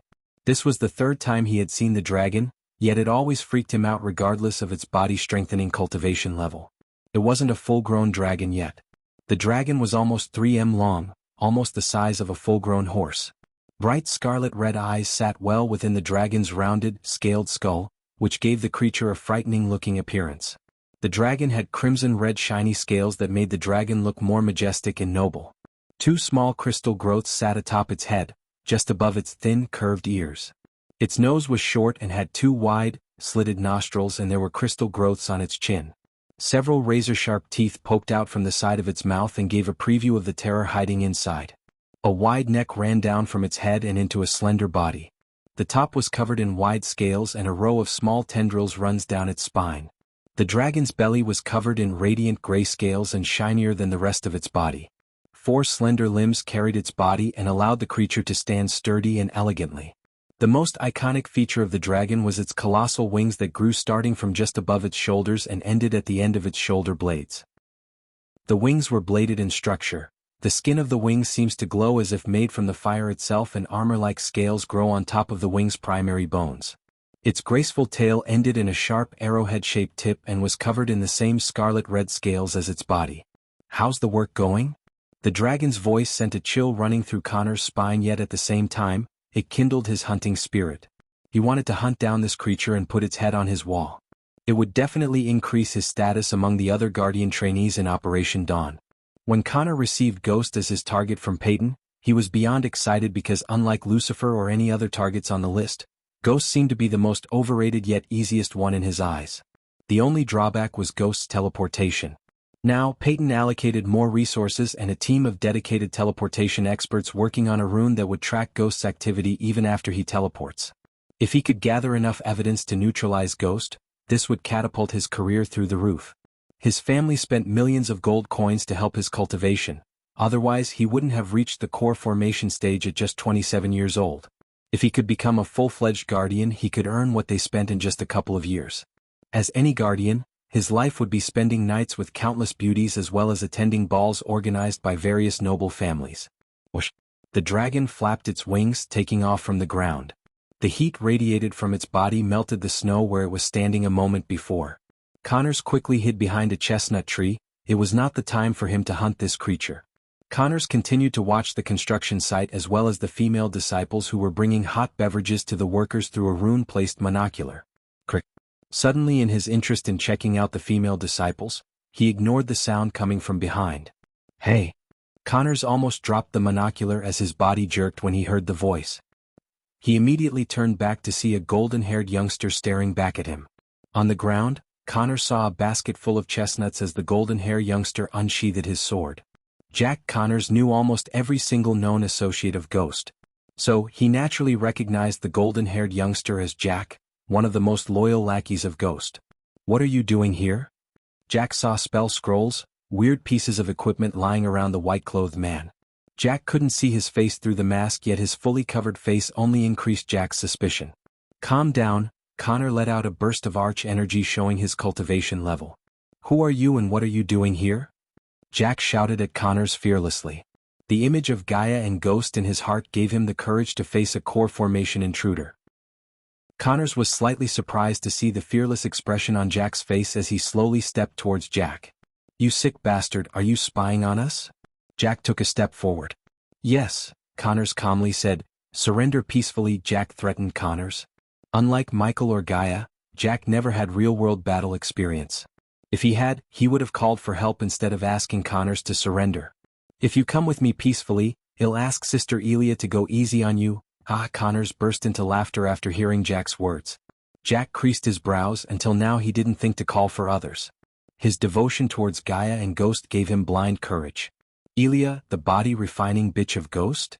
Connors laughed thinking that Jack threatened him by mentioning Elia, Ghost's girlfriend, instead of using Ghost's name. How dare you? Jack lost his cool when he heard Connors call Elia a bitch. Although Gaia would constantly slap him around, he always thought of her as his big sister. Every time he got into trouble, she would beat him silly but always got him out of the trouble at the end. Jack respected and loved Ghost as his brother, but he worshipped Elia because compared to Ghost, he spent more time with Elia. Even when all of his friends were against him for loving Nyla, Elia supported him, saying he should listen to his heart rather than to others. She was his big sister he never had. Jack leaped at Connors, raising his sword. He tried to use what he learned from Ghost and sword mastery. Void Step. Connors cast the spell as Jack saw him vanish into thin air. The very next moment after he saw the intruder vanish, he felt a sharp pain in his chest. Ouch! Jack coughed a mouthful of warm blood. He looked down to see a sharp dagger sticking out of his chest. Jack tried to take out a healing potion from his ring, but before he could access the ring, he felt another excruciating sharp pain in his chest. Jack's body lost the strength to stand straight as he stumbled down on the ground. He crawled through the snow towards a tree. Connors appeared beside Jack before kicking Jack in the gut. The kick sent Jack flying into a tree. He coughed up more blood as his vision began to blur. He barely saw the white-masked figure squatting in front of him. Sister. Elia, cough, cough, Will? Poch. Jack wanted to scream in pain, but all he heard was a chuckle from the masked figure. Placing his hand on Jack's shoulder, Connors slowly thrust his dagger deeper into Jack's heart. Come, for, you, cough, the words barely escaped Jack's mouth. It was too late for Jack to realize that he should have called for help. Even in his last moments, he believed his sister Elia would come out of nowhere and save him.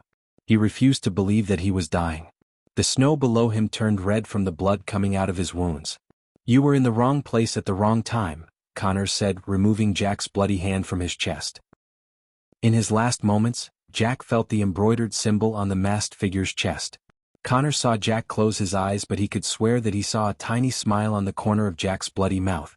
Since his place was uncovered by Jack and probably someone could soon come looking for Jack, Connors immediately gathered all of his equipment, preparing to leave the place.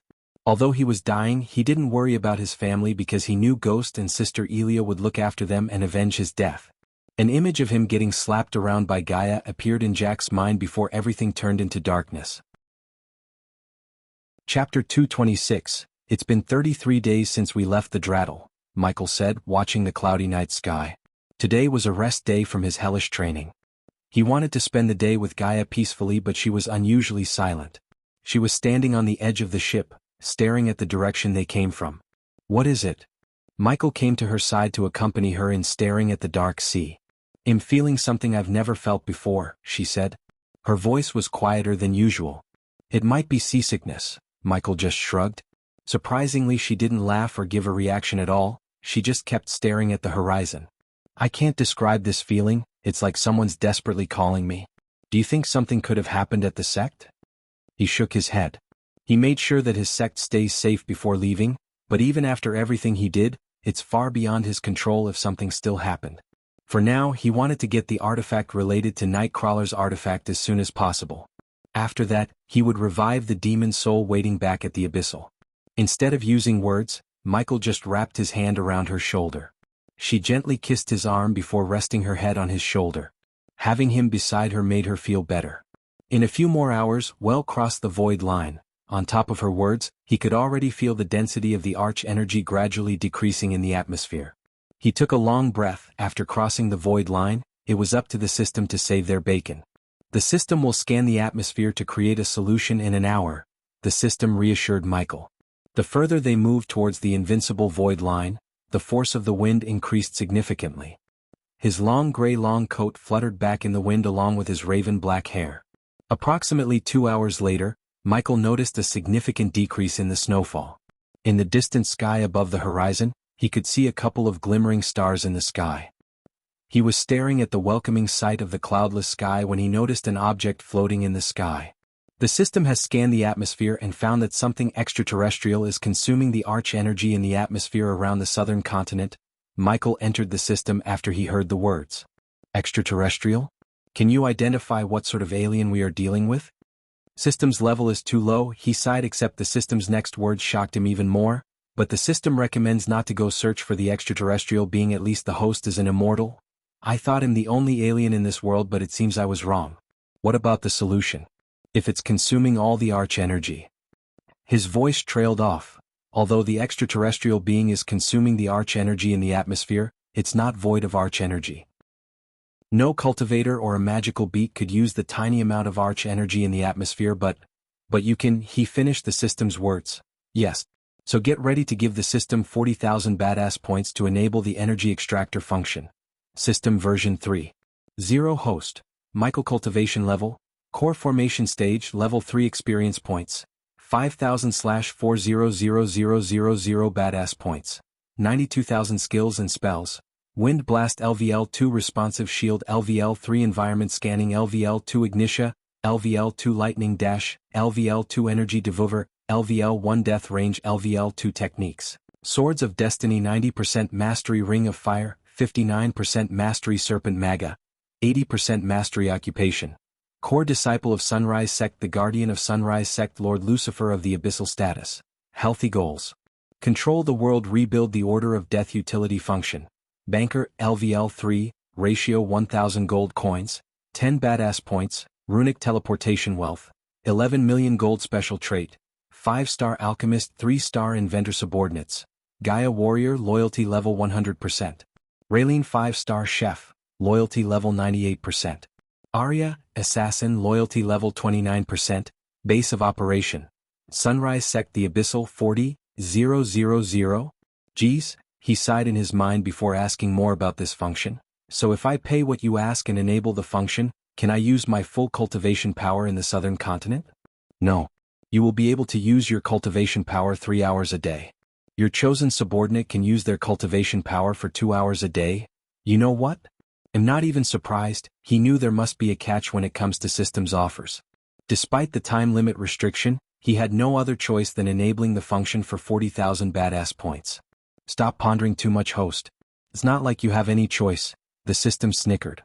I have to stop upgrading. You sound more and more like an asshole, Michael said in an irritated voice after he heard the system's words filled with arrogance.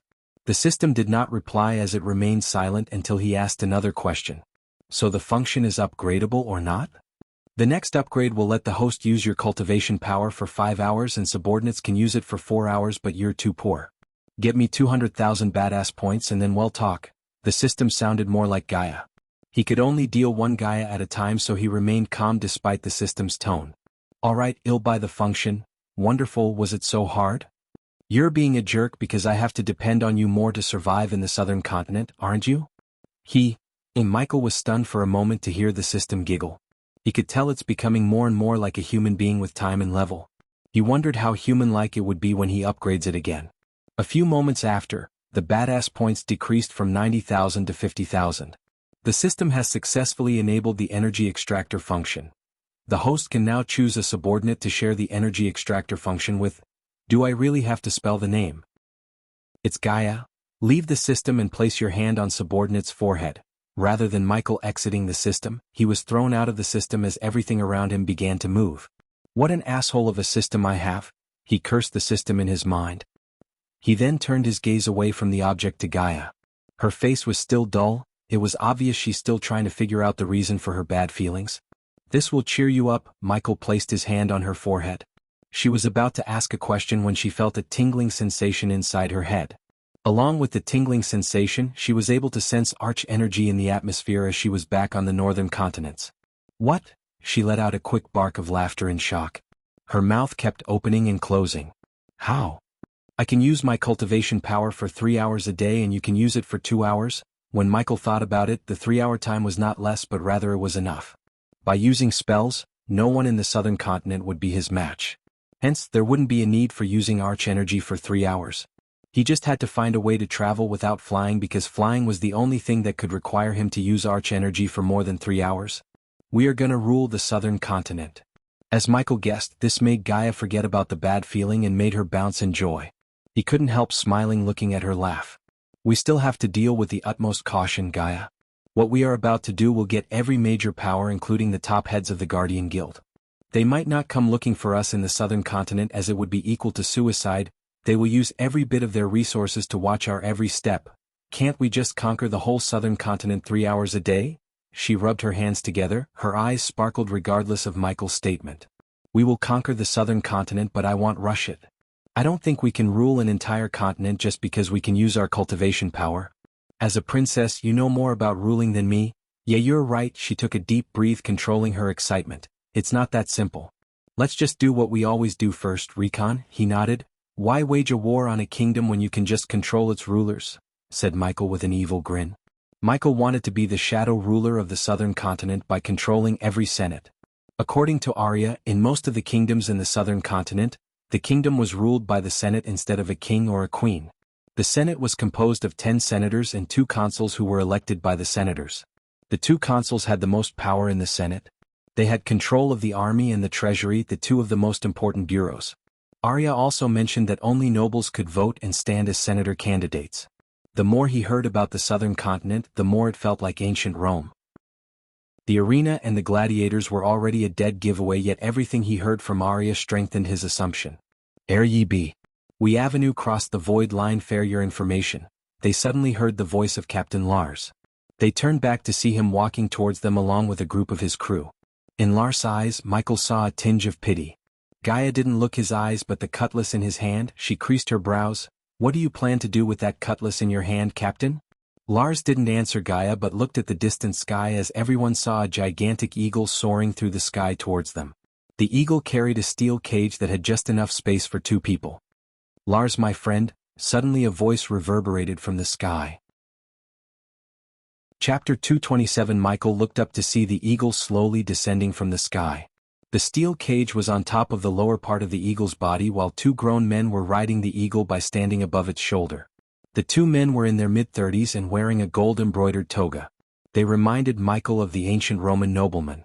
These two men weren't radiating zero amount of arch energy, but the amount was negligible. If they tried to walk through a defense array, they would definitely trigger the array, however they would be considered as the weakest of the commoners back on the northern continent. Yet here they rode the eagle with a domineering attitude. Caw. The eagle let out a loud ear-piercing cry. It sounded like a raven somehow rather than an eagle. But it landed on the ship, shaking the ship for a few seconds. The eagle then turned its head to stare at Michael and Gaia menacingly. The one wearing a toga with a purple line stepped onto the ship first, while the one wearing a white toga with red lines carried a medium side chest before placing the chest before Lars.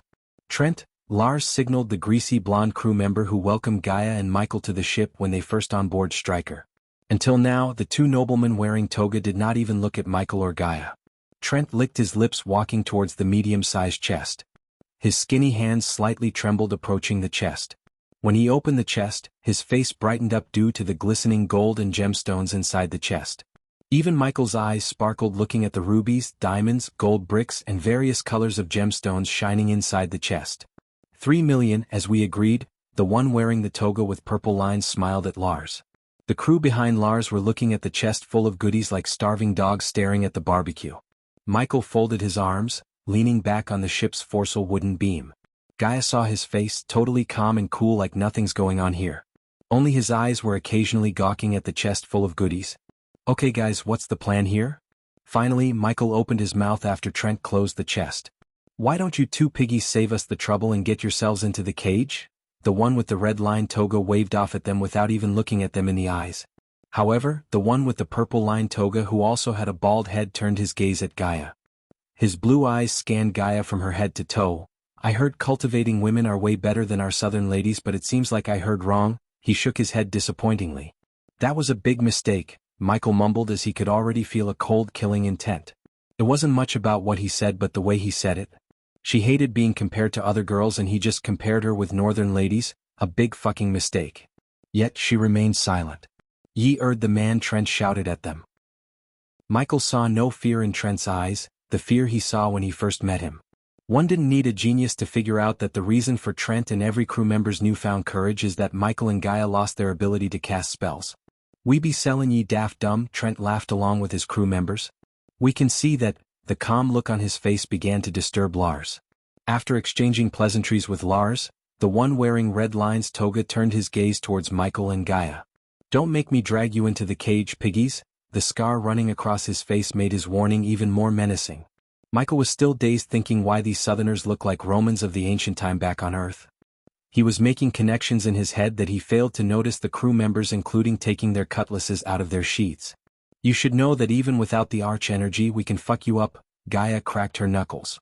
Most of the cultivators spend their time cultivating or practicing spell casting, or if they had any specialization like Michael, they would use the time to improve their skills.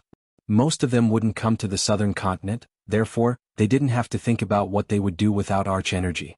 Besides, 99% of the fighting styles required arch energy, so their combat skills wouldn't be useless in the southern continent.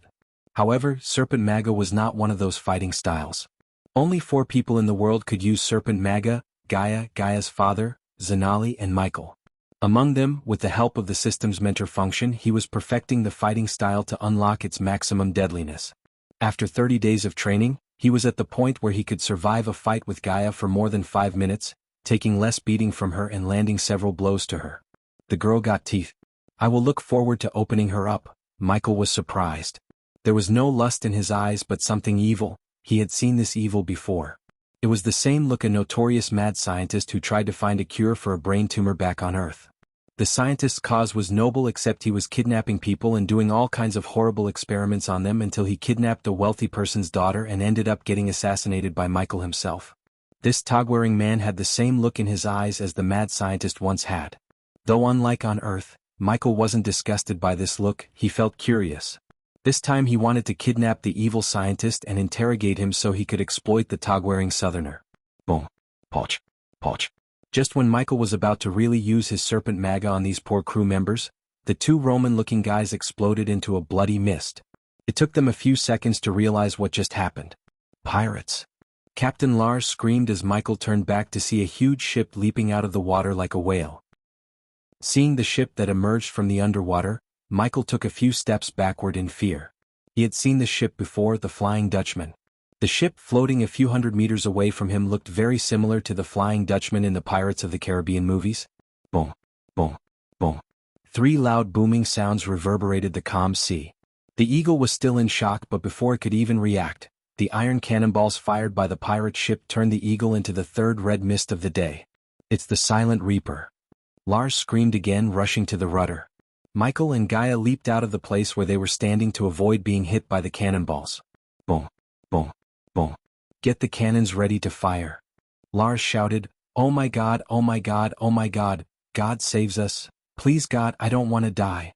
The crew members were running around scared to death while avoiding the cannonballs and exploding wooden structures. "Do you see that ship?" Michael had to shout to overcome the sound of cannonballs exploding.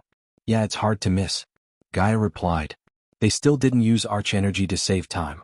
They were hiding behind the mainsail wood beam looking at the pirate ship that resembled the Flying Dutchman. The crew members and Lars forgot about them after their clients exploded into a bloody mist. "Wait here," Michael shouted, "where are fuck?" Before she could ask, she saw him running towards the chest rolling on the deck. Lars was turning the ship to avoid getting hit by the Silent Reaper as everything loose on the deck began to roll around. The hull and the seawater clashed to produce waves that soaked everyone and everything wet on the deck. One could doubt that whether it was the seawater or they actually got themselves into a storm, as the booming sound was similar to thunderclaps and the light produced by the cannons in the Silent Reaper resembled flashes of lightning. "Don't." Trent saw Michael's intention to steal the chest. He came yelling at Michael with a cutlass in his hand. The other crew members were busy with keeping the ship afloat as well as cannons ready to fire once they turned the ship sidewards to the Silent Reaper. Despite the ship shaking violently, Michael swiftly turned his body away from the trajectory of Trent's cutlass. Trent lost balance when his sword missed its target. When he was about to stumble forwards, Michael wrapped his hands around his neck, instantly twisting it with all his strength. Crack! Trent's lifeless body was thrown into the sea when Lars turned the ship suddenly. Once again, the chest rolled away from Michael's grasp as he himself almost lost the balance. "That's mine." Lars noticed Michael chasing the chest and yelled while turning the rudder using all his strength. Lars shouted but didn't order the crew members to catch or kill Michael because he knew what he was dealing with here, the infamous cursed ship, the Silent Reaper. He never expected he would run into this particular pirate ship on the day that he was supposed to make one last trade before retiring. Suddenly, they heard an unearthly humming sound as the Silent Reaper stopped firing. "It's going to dive again," some of the crew shouted. Chapter 228. Michael was completely stunned to see a gigantic ship like the Silent Reaper diving in and out of the water like a huge whale. He couldn't help but wonder how the pirates on the Silent Reaper survived the dive without getting thrown into the sea. The resemblance to the Flying Dutchman, the overwhelming fear on Lars' crew members' faces, the way Lars himself trying to get away from the Silent Reaper showed Michael that there's something airy about the ship. However, his full focus was on the chest that contained 3 million worth of goodies for now. As the god himself was bringing down his wrath on them, a ferocious storm surrounded them. In the distance, Michael could vaguely see a dark, devastating tornado coming in their direction. A naval fight in the middle of a storm was not how he expected to spend this day. "It's diving!" Lars screamed, his voice contained nothing but fear. It made Lars completely ignore Michael, who was chasing around the chest full of his retirement fund. "What the fuck?" On the other end of the ship, Gaia was holding a wooden pole to steady herself when she saw the Silent Reaper slowly sinking into the water.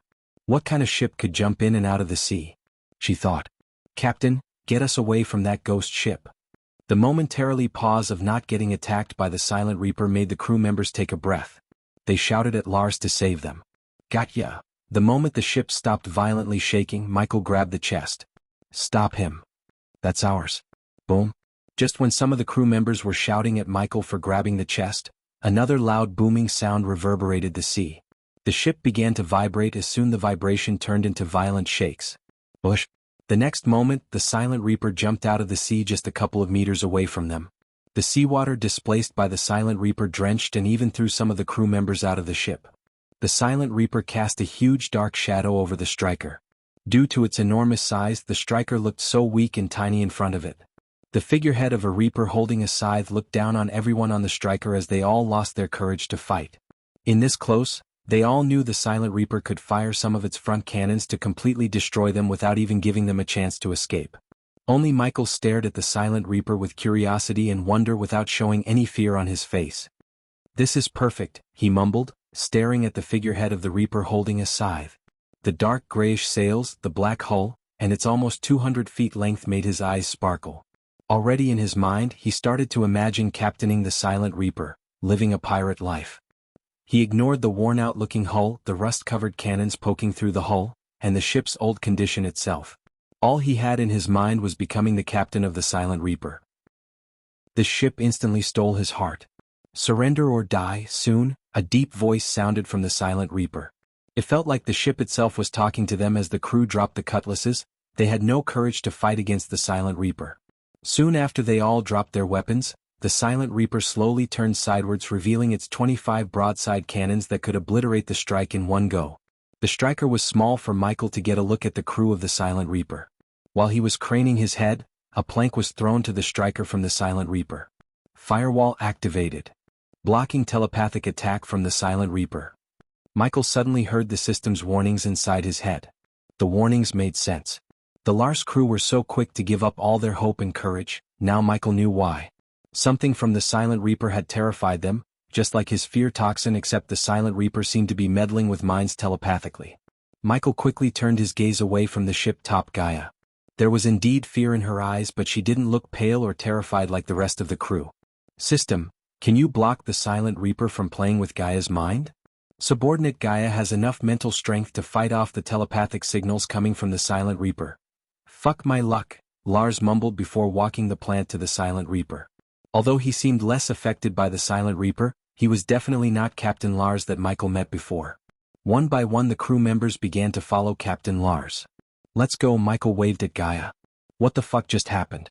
First, they wanted to destroy the ship and now want everyone to surrender?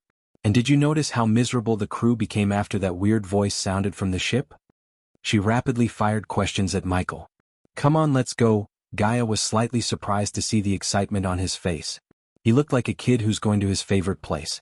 "You're awfully excited," she asked, joining the line of the crew walking the plant to the silent reaper. "The chest. Inside my space ring," he answered Gaia while walking. "Trouble really follows us, huh? First, those southern jerks wanted to buy us, and now, a freaky-ass ship wants us to get on board." She had to raise her voice a bit because of the thunderclaps.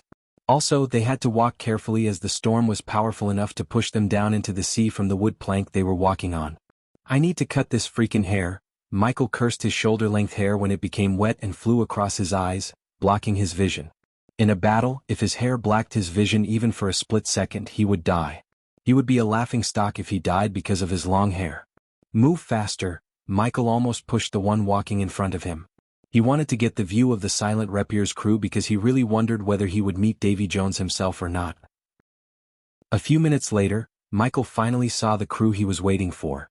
The remaining crew, including Lars, was surrounded by a group of dirty, greasy pirates who smelled like rotten fish. The crew of the silent reaper came in all sizes, including midgets to 7-foot-tall giants. They were all human, unlike Michael anticipated. There was no octopus-faced crew member. The silent reaper crew didn't wear any distinctive clothes but ragged, dirty clothes.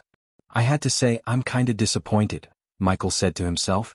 Considering the silent reaper looked and functioned very similar to the Flying Dutchman, he was kinda expecting to meet a crew resembling the Flying Dutchman's too. Yet, instead of those terrifying crew, he was welcomed by a crew that could be compared to Captain Barbassa's and Jack Sparrow's crews. The silent reaper's crew was licking their lips, staring at Gaia. They seemed like starving dogs. Both Michael and Gaia ignored these dirty pirates. They just wanted to see how the situation is going to play out before revealing their secret. "Welcome to the silent reaper." Taking his gaze away from the crew, Michael turned his head in the direction of the voice to see a tall, muscular man towards them. He had dark skin as an African male. He stood almost 6'2" feet. This black man had an authoritative feel about him, and he had a scar running across from his left upper eye to his right cheek. One couldn't see a single hair on his clean-shaven head. He had pierced both earlobes. The thigh-sized arms looked like they could crush a man to death, while his torso had defined muscles. He was neither wearing something fancy nor dirty ragged like the rest of the crew, but just a short-sleeved transparent tunic and khaki-color breeches. He was accompanied by 2 cutlasses that hung on each side of his waist. He had the perfect thick voice for his muscular body. His dark eyes scanned everyone on board for a few seconds before they landed on Gaia and Michael. "What do ye pirates want?" Lars interrupted the man's gaze by stepping forward after mustering all his courage to do so. "Look ere Cap'n, a fearless one," a bald man standing only 4 feet laughed at Lars. Soon the rest of the Silent Reaper crew cackled. "What can ye offer, Cap'n Lars O' the Striker?" the black man asked with an amusing smile on his face. 3 million worth o' pillage in exchange fair me and me crew's lives." Lars turned his head to look at Michael, who was standing among his crew. Michael smiled. He didn't think Lars actually noticed the chest taken by him. Following Lars' words, every pair of eyes on the ship fell on Michael and Gaia. "Interest in offer and interest in people," the black man said. "Ye took a lass on board, no wonder ye ended to the sky in our sight." The short man had a surprised look on his face. "You don't take a lass on board, they be bad luck," another one of the crew members exclaimed. This one had a bald head, a greasy beard, and teeth that were so dirty that it would make even an aged dentist raise his brows. The black man signaled his men to let Michael and Gaia come forward. "No one steals from me." Just when he was walking past Lars, he said in a husky voice. "Hi readers of Ranobes and other sites, if you are wondering why there was no update for some time, it's because I was tested a COVID positive. I had to take bed rest.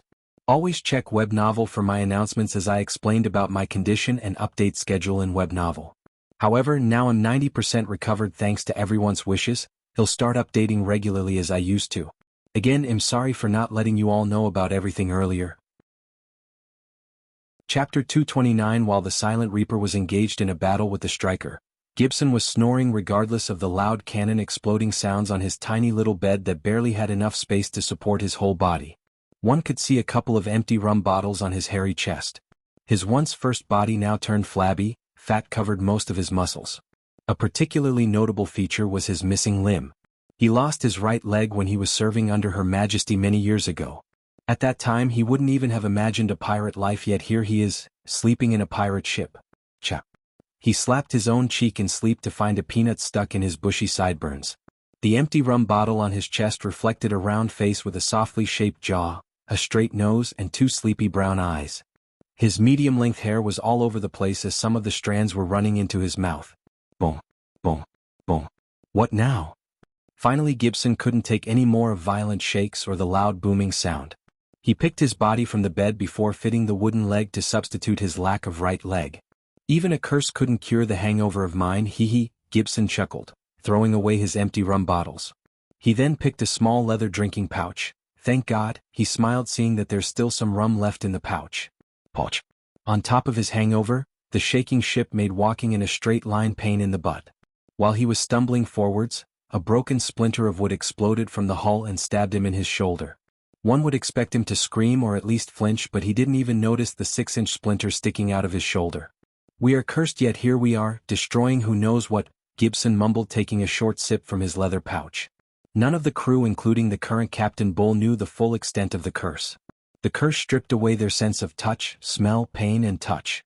On top of that, the curse occasionally made the crew enter a deep slumber that could last from a couple of months to several years, and no crew of the Silent Reaper could leave the ocean. If their feet touched the ground, they would be painfully turned into ashes. He was telling the crew that the curse is also making the Silent Reaper playing with the minds of the enemy crew, but the pirates were too dumb or ignorant to listen to his theory. If the pleasure of getting drunk was stripped away by the curse, he would have taken a boat to some island and killed himself. Other than drinking rum, there was no pleasure in his life. It would be a lie if he said he didn't love the life before the curse. He loved being a pirate, more than being a soldier in the Royal Navy under Her Majesty. After the curse, the previous captain started to pillage every ship he saw, not just for gold but for more information about the curse. He believed someone could tell them how to break the curse. Although it was highly unlikely to find someone who knew about a curse put by a sea folk elder, it was better than just aimlessly roaming the ocean. Surrender or die, here it goes. Gibson halted his steps to take some deep breaths. After this, he wouldn't have time to take a breath because he would be busy interrogating the hostages. Just because he was a soldier before pirates, the pirates gave him the job of interrogating. Somehow they failed to understand the fact that he was a navigator on a Royal Navy ship. For the pirates, everyone on a Royal Navy ship was a soldier. "Pick yourself up, Gibson," Gibson said to himself before taking a long sip of rum. Stumbling through the bunk beds of his fellow pirates, he finally reached the stairs leading to the upper deck. Walking the stairs wasn't as easy as once it was for him when he had 2 human legs. Now the wooden leg made even the simplest thing like climbing the stairs a pain. 20 more to go, Gibson, only 20 more. He looked up at the 20 steps in front of him and sighed. 19, 18, eventually, after 15 whole minutes of heavy breathes and long sips of rum, he finally made it to the upper deck. Gibson saw Captain Bull staring at a young man who seemed very out of place to Gibson. The young man looked cleaner than everyone else. He wore a long gray coat and black breeches. After many years, Gibson saw a clean guy. The young man had the perfect jawline and features that would make any girl's heart beat faster. He was so handsome that he would make every prince Gibson had met pale in comparison. Even with his long coat, Gibson could see the muscles hiding within. His eyes were so focused on the youngster that he failed to notice the girl standing among the hostages. Despite being surrounded by pirates, Gibson saw no fear on the young man's face. He saw only amusement. Right on time, Gibbs. Yeah, ye be welcome to the 7 seas, O living Gibbs. You 3 sheets to the wind, bastard. It's time ye woke to the sky, ye old fuck. Gibson ignored his crew member's shouts as he saw the young man turn his sharp gaze towards him. Gibson felt like the sea devil himself staring straight into his soul. There was something in the young man's gaze. "Harrace my counteroffer, Captain Bull," Gibson heard the young man speak. "Agree to serve under me or I will kill everyone here." The young man paused for a second before continuing, "One by one until you accept." Everyone including Gibson was stunned.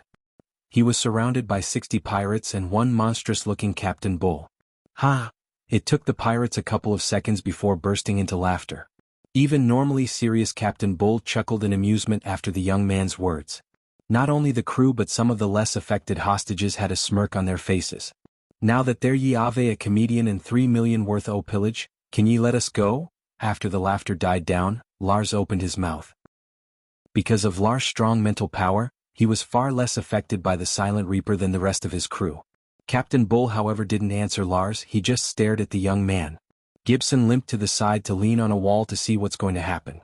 Somehow he had a feeling that this young man was not kidding around. "You want to be the captain?"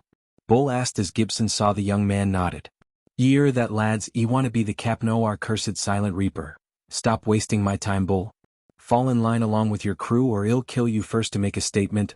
"Ah, you'll kill me?" Bull laughed while the rest of the pirates stared at the young man with cold killing intent in their eyes.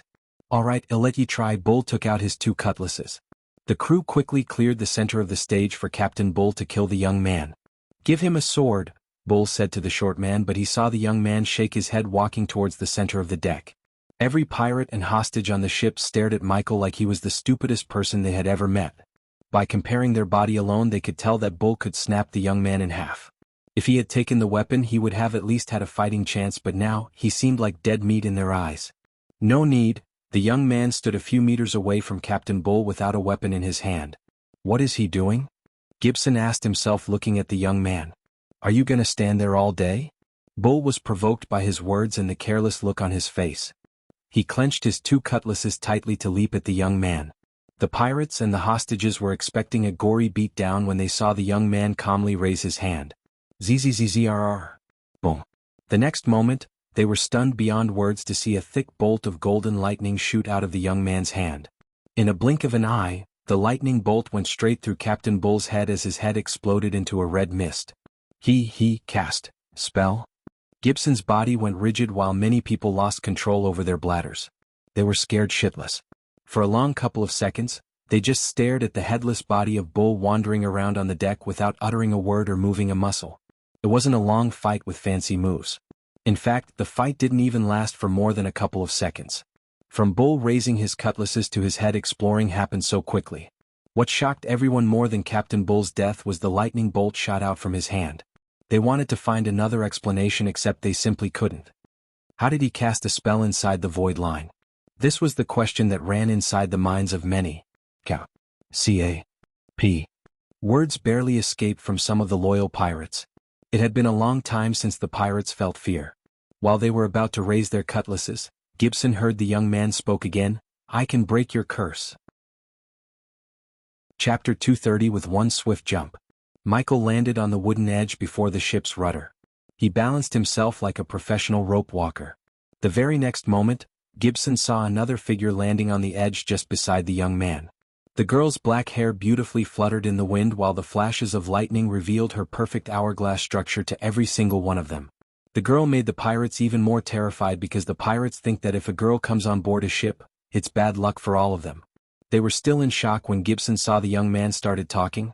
"You may address me Lord Lucifer and her as Dark Queen."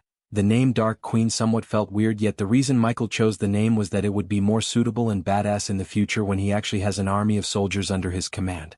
Besides, after he marries her, she would become his official queen, the Dark Queen. "I know it'll be hard, but anyone who intercepts my speech will die like your Captain Bull," Michael said after sending another bolt of lightning near Bull's bleeding headless corpse. "You've all seen a glimpse of what I can do to anyone who stands against me. Now I'll tell you what I can do to those who stand behind me." Gibson's hangover disappeared after he saw what happened to Bull, and now giving his full focus to the young man. "I can make you rich and powerful like you've never even imagined." Michael flicked his wrist as the chest he stole from Lars appeared on the deck below him. The light radiated from the goodies inside the chest brightened up the faces of the pirates. "This is just a glimpse. I also know what you desperately need now is not pillage but a way to break the curse." What he just said got the interest of the pirates more than the shining chest did. "As long as you agree to serve me, you won't be bothered by the curse." Michael reached his hand out at the pirates as a hot wave of air brushed past them. "I can feel the hot air," Gibson mumbled, feeling a sensation after more than a decade. Not only Gibson but every single pirate was also dumbstruck by the sensation of feeling hot air on their faces. Just by looking at their faces, Gaia could tell they want this feeling to last forever. Gibson never thought a simple thing such as hot air on his face would make him this happy. "This is better than booze," Gibson said to himself. It took everything in him not to speak anything aloud. He was very positive that uttering any word would get him killed. While Gibson was in a daze, he noticed Shorty, the 4-foot pirate, slowly raising his hand. "Go ahead." Gaia really didn't want to laugh at Shorty, but it took so much control not to laugh. "Can we go to the mainland or step on any land for that matter?" "Yes, you can, but all of these can happen only if you serve me loyally. I don't have any place for disloyal crew on my ship." Gibson saw a couple of pirates grin. He could tell that they already decided to join this young man's crew. If it was for their captain before Bull, they would have hesitated to jump the crew or even fought the young man for attacking their captain because he had won all their loyalty including Gibson's. Since that captain was long dead and the young man was claiming that he could break the curse, there was nothing to hesitate about. Plus, the 3 million worth of gold, diamonds and gemstones didn't hurt. "Now speak your mind," Michael said, folding his hands against his chest. The pirates stared at Michael for a few seconds. Their eyes were full of fear towards Michael. Yet, Shorty stepped forward mustering his courage. "If you join your crew, what's our share in pillages?" Both Michael and Gaia were surprised by the pirate's question. They were expecting questions related to the curse, yet the short one asked about their share. "What's your share under your late Captain Bull?" "Before the curse, we would share in 80-20 ratios. 80 for Captain, 20 for us. You'll get double under my command." I'm in the short pirate didn't even take a second after hearing Michael's last statement. He just awkwardly knelt down on 2 knees pledging his loyalty. "System." Michael willed the system to partially break the curse in his mind.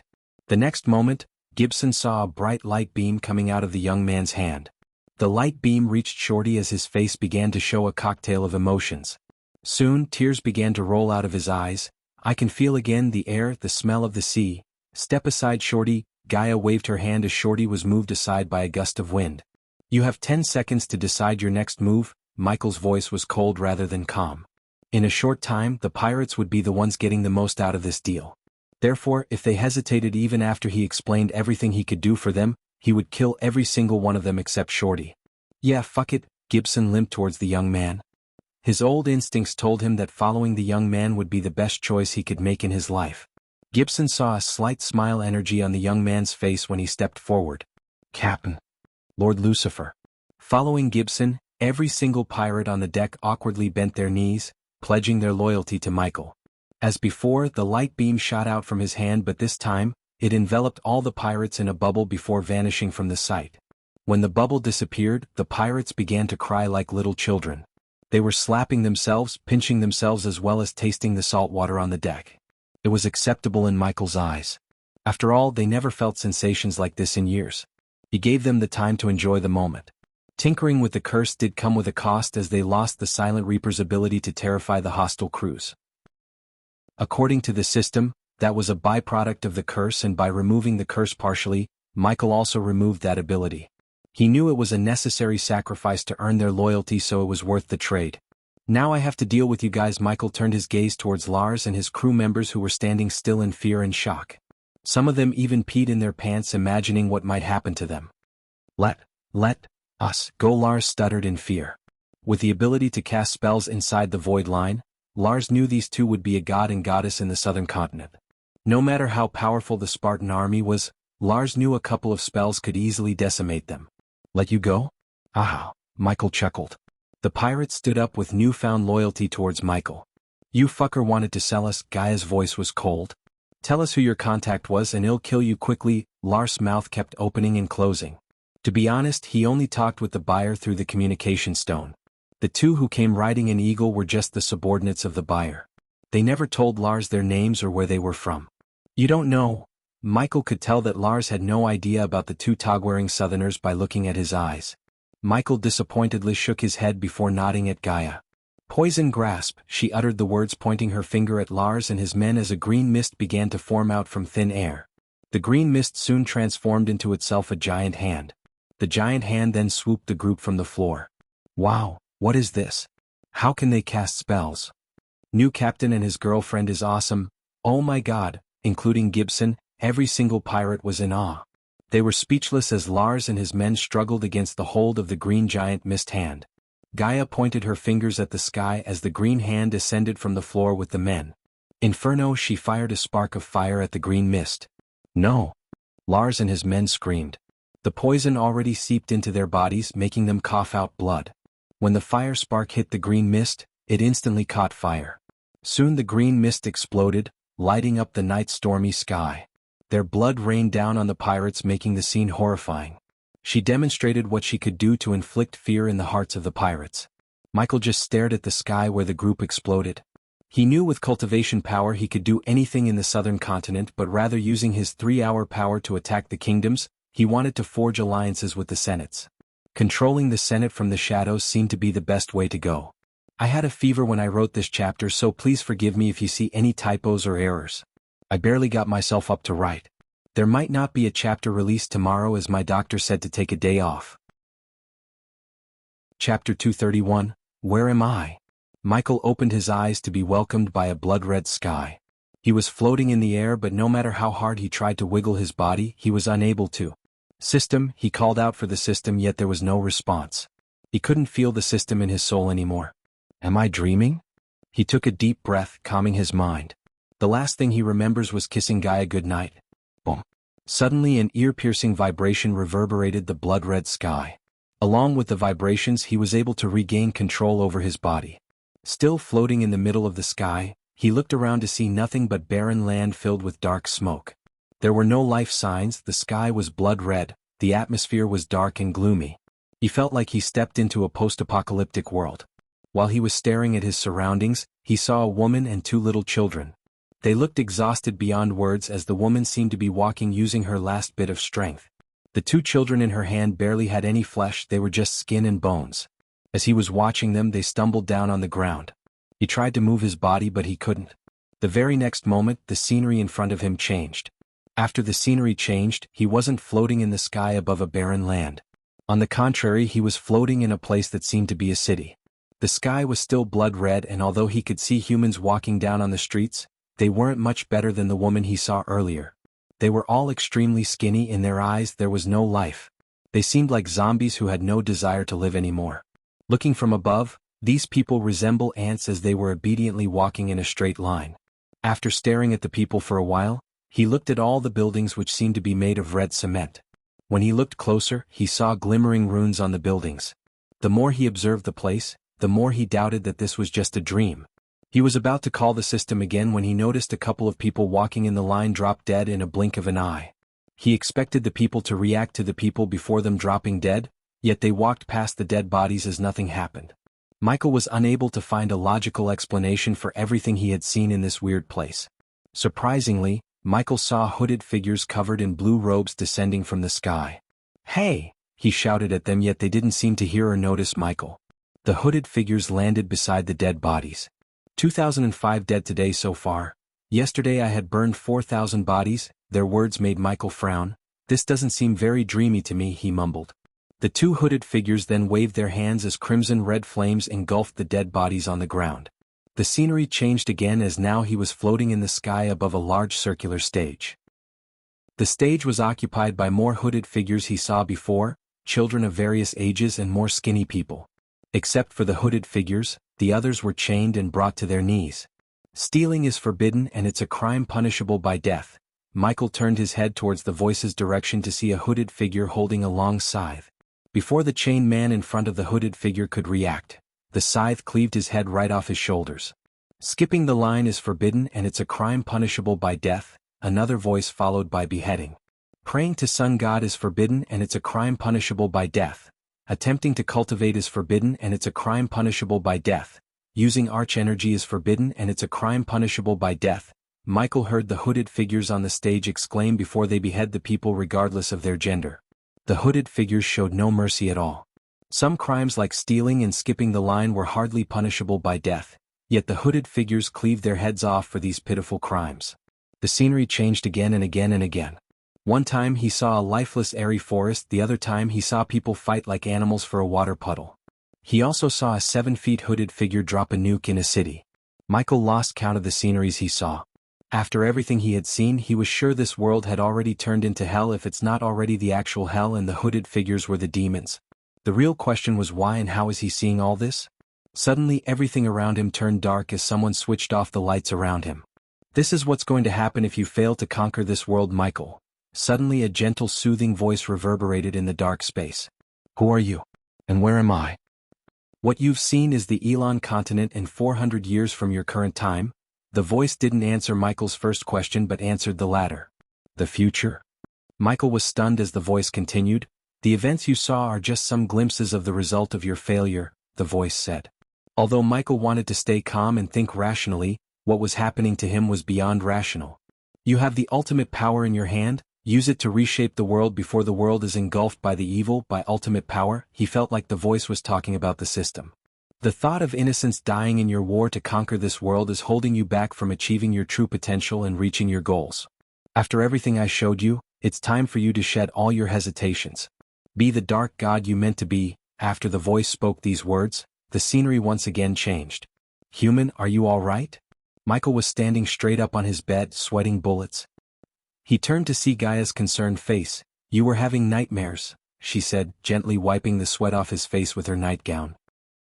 Instead of telling what just happened, Michael entered the system interface to question it. System, are you aware of what happened to me now? What are you talking about? Surprisingly, the system seemed to have zero clues. Something just took me 400 years into the future and it also knew about you. What? The system sounded completely shocked. The system cannot search the host's mind, something's preventing me. He heard the system after a few moments of silence. What else is the voice mentioned? The system asked. Michael sighed before telling everything that happened from the beginning. Since even the system didn't have any idea about what happened to him, he had to discuss this with the system to find some real answers or explanations. It can't be one of the Omegas. When the fuck are you going to tell me about the Omegas and you? Not yet, host. You're not even strong enough to face the Guardians, let alone Omegas. If what you told me is true, it is true, he gritted his teeth as the system continued. You have to focus on taking over this world as it seems to be the crucial step in your journey towards godhood. Are you telling me that I'm a god in the making? Don't get cocky, host.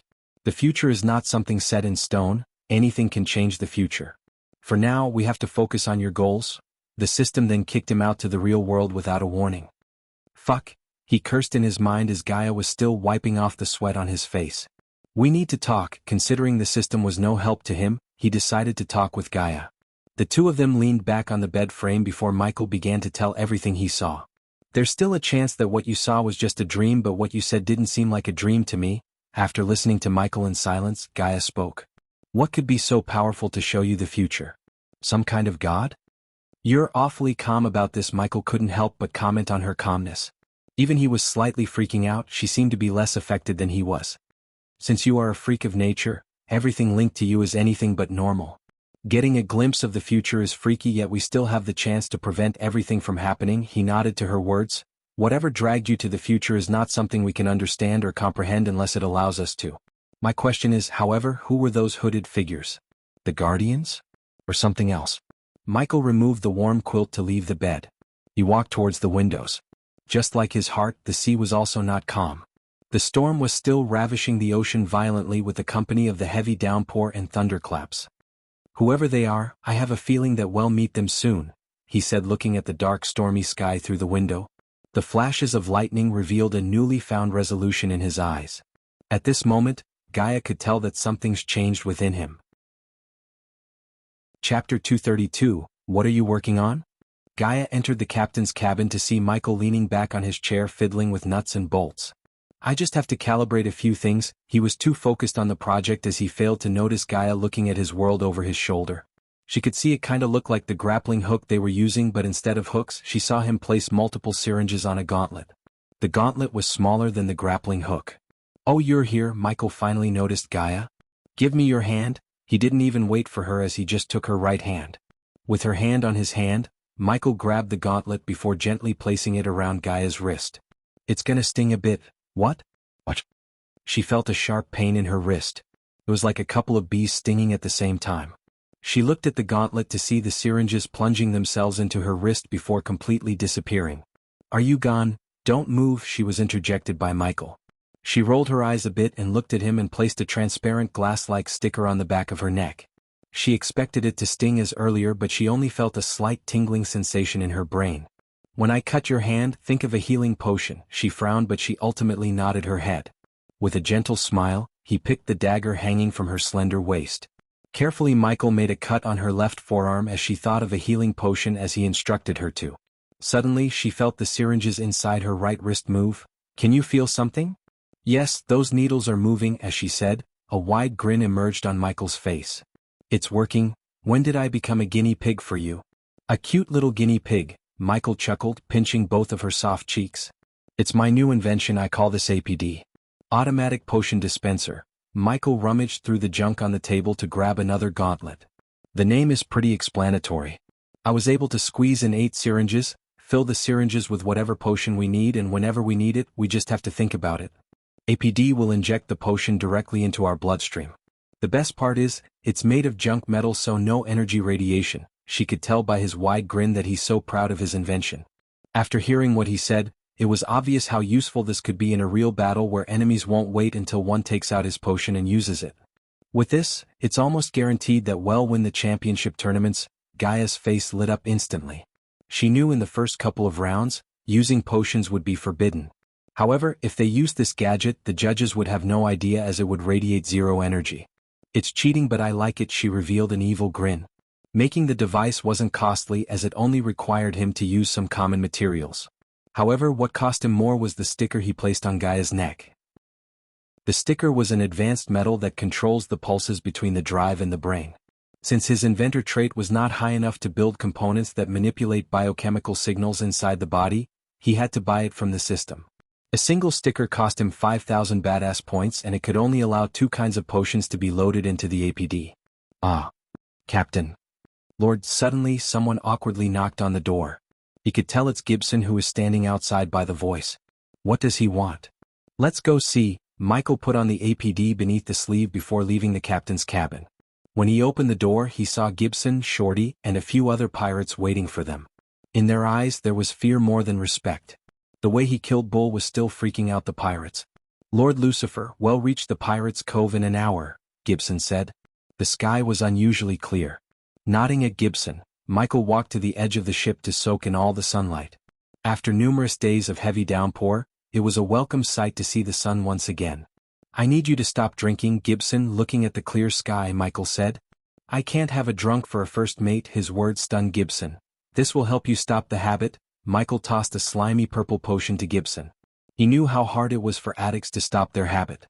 If it was on Earth, recovering from addiction would take an immense amount of willpower and dedication, but in this world, all Michael has to do is make a potion that would help one get rid of the addiction. It's either drink this, get rid of your addiction and get fucking rich like a king, or end up as a snack for the sharks below. Michael let his words sink into Gibson's mind for a few seconds before offering something that he won't be able to refuse. Plus, it'll get you a new leg, not some wooden artificial stuff. A real leg. Although Michael had no way of making limbs grow again at the current time, he was positive he would get the ability through the system or find a 6-star healer subordinate to do so in the future. Also, he didn't give a shit about others' drinking habits. For all he cared, they could do whatever they want with their gold coins in their free time, but he wanted Gibson to stay clean. Lord Lucifer, you can do that? Gotcha. Michael snickered inside after seeing the excitement in Gibson's voice. Yes, get clean and he'll get you a new leg. The other pirates, including Shorty, also looked excited for their fellow pirate Gibson. Loyalty towards us is the only price you have to pay us. Gaia leaned on the ship's mainsail beam and said. That's the Pirate Cove. Captain Gibson pointed out the big island surrounded by countless ocean boulders. The boulders acted as a natural defense against the ships as they prevented the ships from reaching the island. The only way to get into the island without swimming seemed to be the large docks at the far side of the island. Surrounding waters were filled with small fishing boats and nets. In the distance, a couple of pirate sail ships with skulls and swords for flags docking at the docks. It's good to be back here after all these years, Gibson exclaimed with a burst of joy. Gaia noticed all the pirates were bouncing in joy. Listen up, when you get into the island, do not say anything about what happened to Bull or anything related to me. I'm just a pirate like you and she's my girlfriend. If you blabber anything to anyone, it'll personally end you. For a few moments, the pirates looked dumbstruck, but soon, they all just nodded in agreement. If anyone asked about the curse or Captain Bull lost his life lifting the curse. That's the story. Captain, it'd be hard for them to believe that you two are pirates, Gibson whispered to Michael standing beside him near the rudder. Just say we came from the northern continents, since it was not possible to get dirty like the rest of the pirates. Michael asked Gibson to tell the truth to cover up his real identity. Besides, he would soon reveal himself as the captain of the Silent Reaper to the world. He just wanted to gather more information about this part of the world before making any important steps. Gibson, I also want you to buy everything on the list. Michael handed over a piece of paper to Gibson with a pouch of gold coins. Gibson opened up the paper to see a list of familiar names. They were all items, metals, and things related to the ship itself. The closer his ship got to the docks, the clearer he could see the island. The Pirate Cove was a tropical island with various wooded buildings and occasional watchtowers. Trees such as palm and coconut added a certain charm to the island. What made the island more beautiful was the colorful coral reefs. They were like nature's carpet welcoming them into the island. The TV shows and movies didn't do justice to the beauty of Pirate Cove in Michael's view. This is gonna be fun. The Silent Reaper slowly made its way to the docks under the shocked gazes of little children who were standing on the shore. Its black eerie look gave chills to many citizens of the Pirate Cove. Just by looking at all those fresh fishes caught by the net, Gaia's stomach started to scream for some grilled fish. I assume you're all headed to a tavern. Of course, Captain. Sorry, how do we call you now? Shorty seemed like he cannot wait to step on the shore and get drunk to his throat. For now, I'm David and she's Eli. See you at the burning candle, David. Eli. Shorty don't wait for the ship to get docked but jumped into the water outside. The other pirates were slightly afraid of stepping onto the shore, yet Shorty decided to rush towards the shore with no worries. He's excited, Gaia chuckled seeing the little guy swimming like a shark chasing him behind. Get yourself a bath and meet me at the tavern, Michael said to Gibson before leaving him behind. Gibson took a sniff of his shirt and realized the urgency of a bath and a set of new clothes. Chapter 233. After leaving the Silent Reaper at the docks, Michael and Gaia wandered through the sandy roads of Pirate Cove. Everywhere Michael turned, he could see tropical trees, buildings made of nothing but wood, broken fishing boards that were being used to shelter drunken pirates, and little children playing pirates. The island was pretty lively. I am Captain Redbeard, bow before me.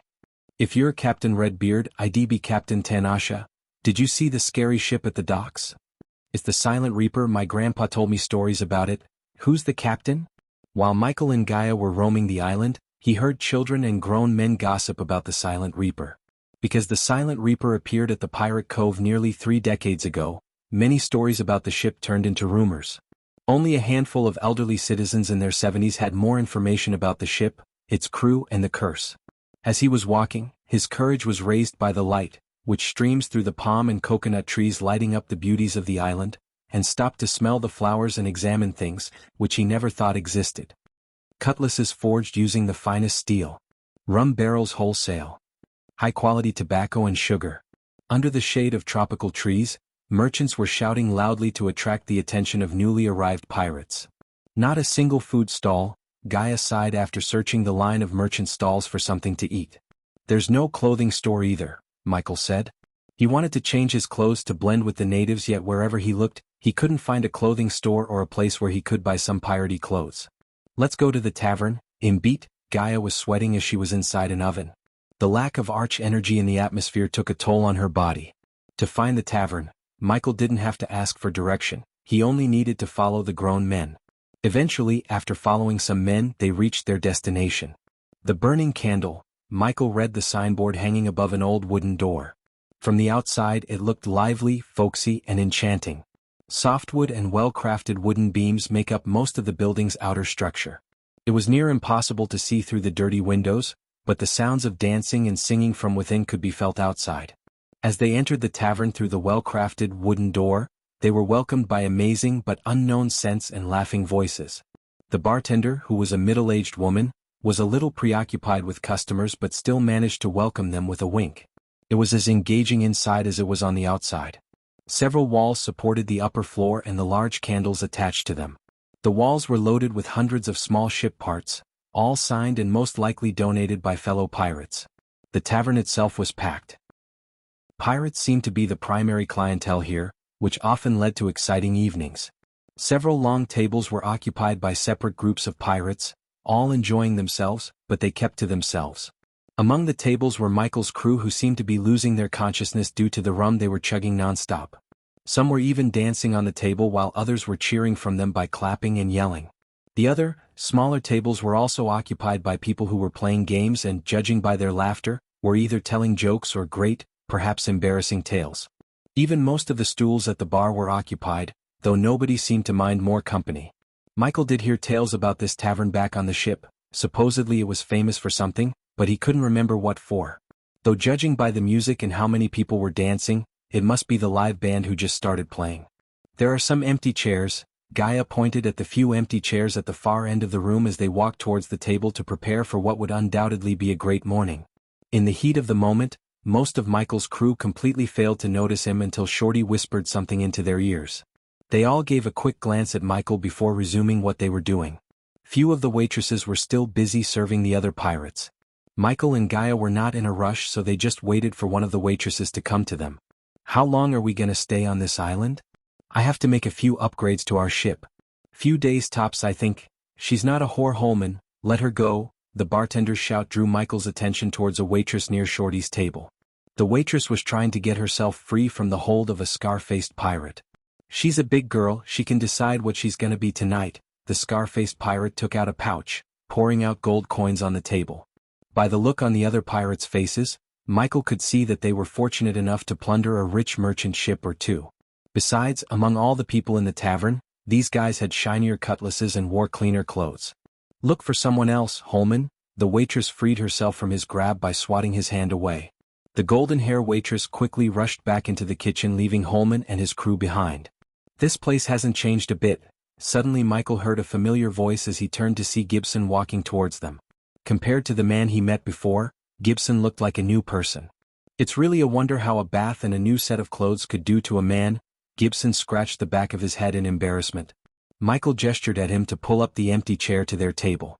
They'll get us something. Gaia left the table, leaving Gibson and Michael behind. Gibson would have offered to get something, but she didn't give him any time to offer his aid. Tell me about yourself, Gibson. Michael noticed his hands were shaking as well as his eyes were checking the rum served by the waitresses. It was obvious he wanted a drink. Michael took his attention from the booze with the question. Well, I was serving under Her Majesty before losing my leg and becoming a pirate. Her Majesty? The Empress of our continent. The Our continent was the largest in this world. It was larger than Elon and Azer continent combined. He knew little to nothing about our continent except the fact that he had unfinished business to take care of in our. On a scale of 1 to 10, how powerful is our continent? 20 or even 30, Cap.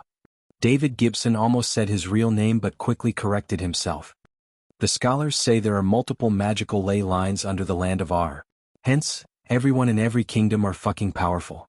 Also, those snobby bastards are ridiculously rich. Seems like my kind of place. Well, go there in the future.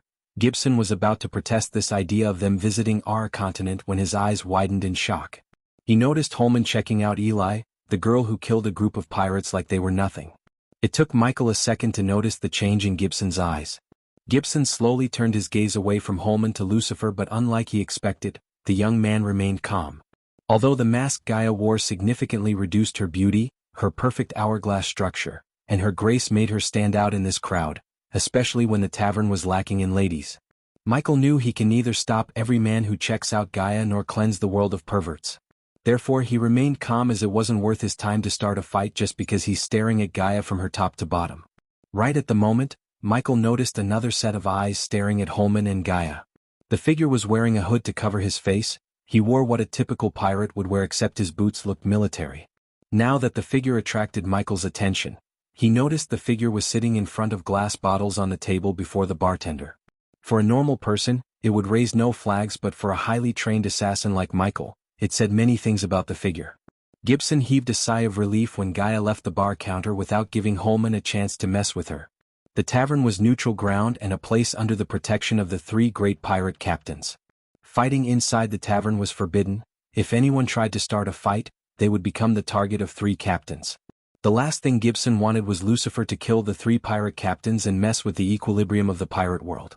The figure quickly turned his gaze away from Holman as he pretended to take a sip from his mug, but Michael saw him using the glass bottles in front of him to monitor everything around him. Using reflective surfaces to monitor the area was a classic trick used by spies and assassins. Michael couldn't help but wonder, what is a spy or an assassin doing in a tavern like this? Gaia placed a tray with 3 mugs filled with rum and 3 grilled salmon on the table before sitting beside Michael. "It'd be weird if I ask for water to drink in this place, so just pretend to drink the rum," she said as her eyes looked at Gibson. "Pretend, got it, Eli?" Gibson mumbled as he reached out to touch the grilled salmon because he thought one of the 3 plates of fish was his. Plop. When his hand were about to touch the fish, he was swatted away by Gaia. "Don't even think about it," Gibson saw Lucifer chuckle while Eli began to dig into the grilled fishes. "Fuck. It's bad, yet I can't stop eating," she said, cleaning the fish to its bones. While Gaia was stuffing her belly, Michael was calmly looking around the tavern, listening to all the conversations going around him. "Who the fuck gave you this?" Yet again Michael heard Holman's voice. This time, Holman's shout silenced the entire tavern. Every pair of eyes were on Holman as he trembled in anger. It was him. The waitress pointed her hand at none other than Michael himself. Michael was taken aback by surprise by the waitress' words. Everyone in the tavern, including Gibson and Gaia, stared at Michael. "You."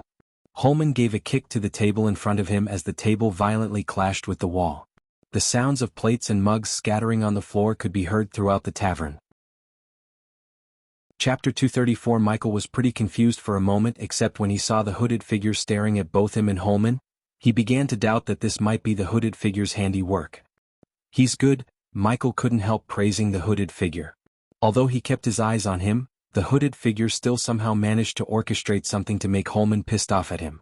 What was on the piece of paper Holman's holding was still a mystery for him, yet it was enough to make Holman and his crew very angry. "Ah shit, here we go again." Gaia rolled her eyes. She was too focused on filling her belly that she failed to notice the hooded figure.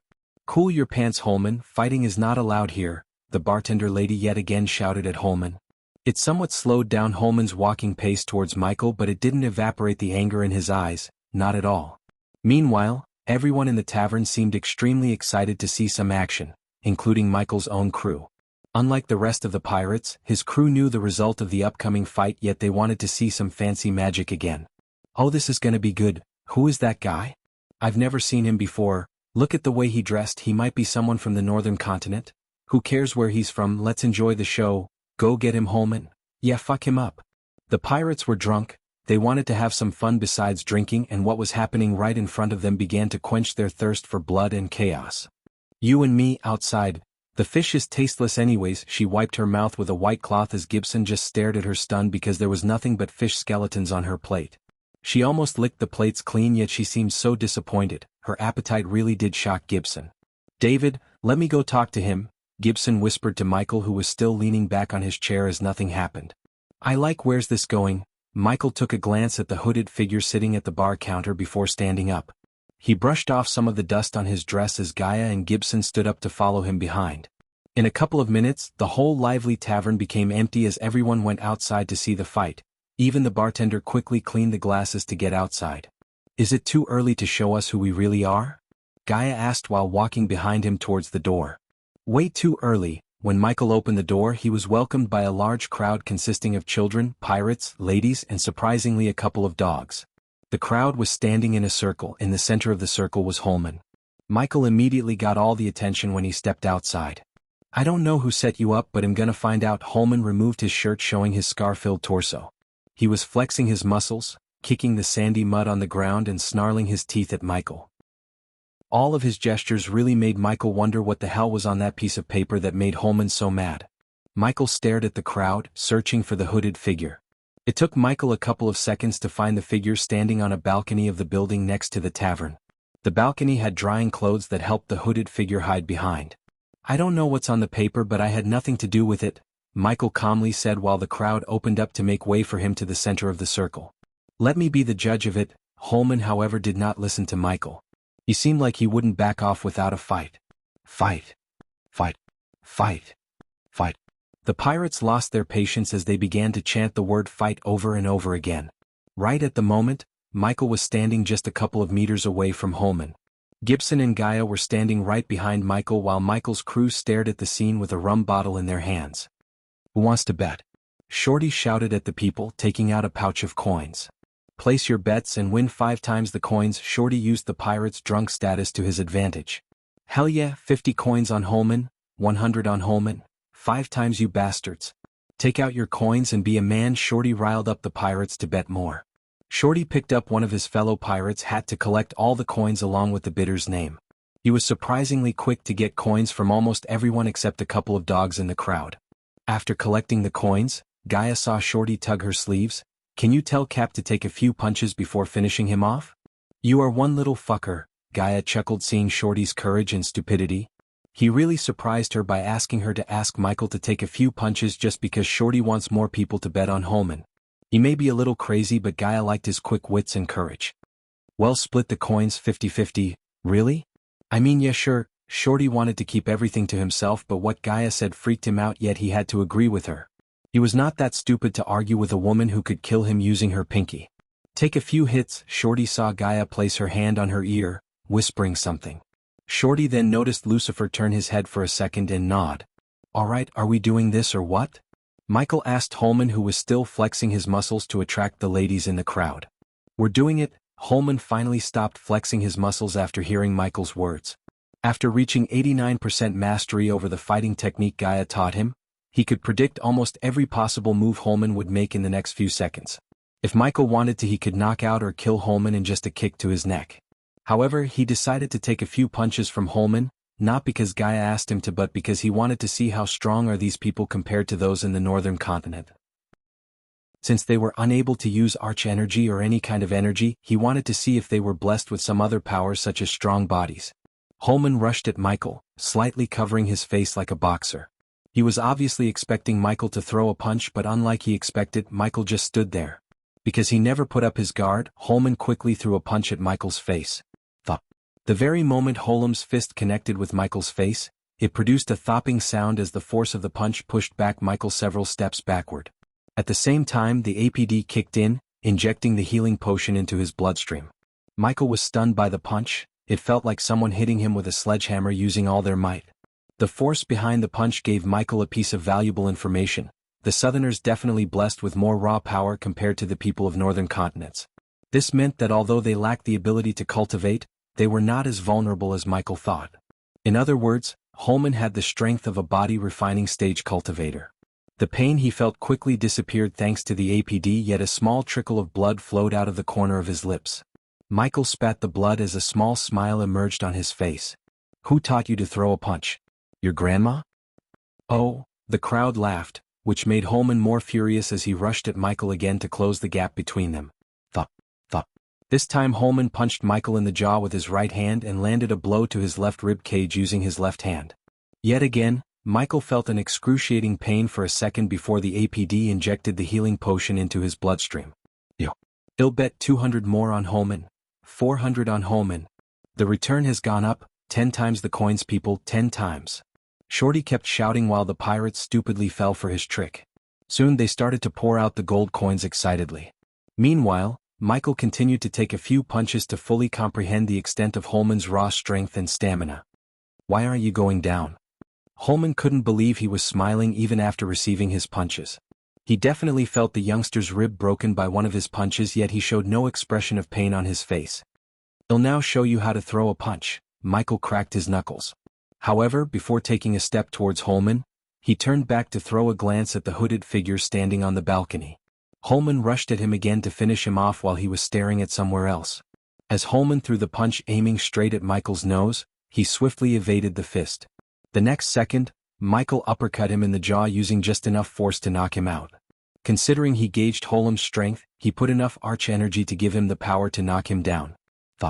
Ooh, what the? The moment Michael's fist met Holman's jaw, he was immediately knocked out by the force. His body hit the sand, producing a thud sound as the onlookers were made speechless. "Get up." Gibson and the crew were yet again stunned by his display of strength. They kinda expected him to use some magic spells, but they never imagined him to knock Holman out in a single punch. "That's how you throw a punch, ding. Congratulations to the host for successfully being a badass. The reward is 300 badass points, ding. Congratulations to the host for successfully being a badass. The reward is 500 badass points, ding. Congratulations to the host for successfully being a badass. The reward is 300 badass points, ding. Congratulations to the host for successfully being a badass. The reward is 600 badass points, sweet. Michael grinned. When he killed Captain Lars and his men, he never received experience points. Considering they were not cultivators, it didn't surprise him. He was only kinda disappointed. However, now after receiving almost 3,000 badass points just by knocking out Holman, he began to feel the excitement rising inside him. Chapter 235, Is He Dead? It can't be. Hey, get your ass up. Fuck me, I just placed 500 coins on him. My coins? Stand up. The pirates began to splash whatever booze was in their hand on Holman's unconscious body, except no matter what they threw at Holman, he wasn't waking up. Get him. Suddenly, one of Holman's friends yelled orders at the others, pointing his finger at Michael. There were a total of 7 men in their early 30s who rushed at Michael to avenge Holman. "See, keep your mouth shut." Just when Gibson was about to call him captain and ruin their disguises, Gaia elbowed Gibson in the ribcage to shut him up. She then quickly gave a glance at the rest of the crew to stay still. 6 of Holman's friends surrounded Michael while one knelt down to check on Holman. 7 versus 1, the odds are against you boys, said Michael calmly. You stupid? We're gonna mop the floor with you. Let's teach him a lesson. Holman's friends taunted Michael. Considering they were pretty drunk, they seemed to forget how he knocked out their friend Holman with a single punch. Just looking at their footwork and hand movements told him that they don't know any special fighting technique. Let's do this. Michael just raised his finger to call them up as 2 of Holman's friends rushed at him from the front while one moved from Michael's behind. The distance between the 2 coming from the front was approximately 4 meters while the one trying to attack him from behind was only 2 meters. Therefore, he had to deal with the closest one before dealing with the others. When a fist came closer to him, he just stepped forward and then sideways as the guy lost his balance due to missing the punch. Before he could stumble down, Michael kicked his right knee, instantly breaking it. Ah! He screamed in agony, dropping to the ground. However, he did not give the guy any time as Michael grabbed his neck before sending a knee to the side of the guy's face, knocking him out instantly. Plus, one could hear a jaw-breaking sound when Michael's knee hit his face. After dropping one guy to the ground, the 2 who were rushing at him from the front halted their steps in shock because everything happened so fast as many weren't even completely sure of what just happened. Although the 2 halted their steps, Michael did not stop as he dashed at him as fast as he could without using any arch energy. Even without lightning dash, the training he underwent made him extremely agile, strong, and fast. The booze slowed down the 2 guys' reflection speed. Wasting no time, he elbowed one guy on the side of his face. The jaw was separated by the elbow as he went down without a scream. The very next moment he twisted his body, swinging his right leg. The side whip kick instantly knocked the other guy, producing a short thud sound. At this time, the rest of Holman's friends began to rush at Michael from his front, left and right. With a swift kick to the gut, he sent the guy coming from the front stumbling back. Then he twisted his body, sending a fist into the guy's face. Michael felt his knuckles breaking the guy's nose. The blood splashed across the ice as well as stained Michael's fist. The last guy suddenly started to walk backward in fear because he was the last one standing. The one who was checking on Holman already dragged Holman out of the way from the fight. Even after being shaken violently, Holman still did not recover his consciousness.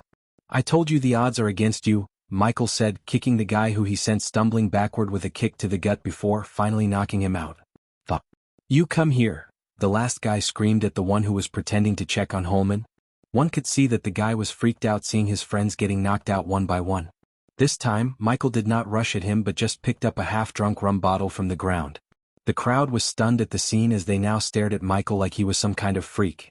They watched Michael walk towards the last guy with the bottle in his hand. "You." The guy mumbled as he tried to unsheath his cutlass. Michael grabbed the guy's hand, stopping him from reaching his sword. "Next time, run away, crack." Michael smashed the bottle in the guy's head with enough force to knock him down. Out of the 7 men, 6 were knocked out. He turned his gaze towards the last man who was on the ground beside Holman. "Tell your friends this ends right here. If they try anything silly, that'd be the last thing they do." After warning the guy, he just turned around, walking towards Gaia and Gibson. "Put this in your ear." He placed an earpiece in Gibson's hand, whispering to put it into his ear.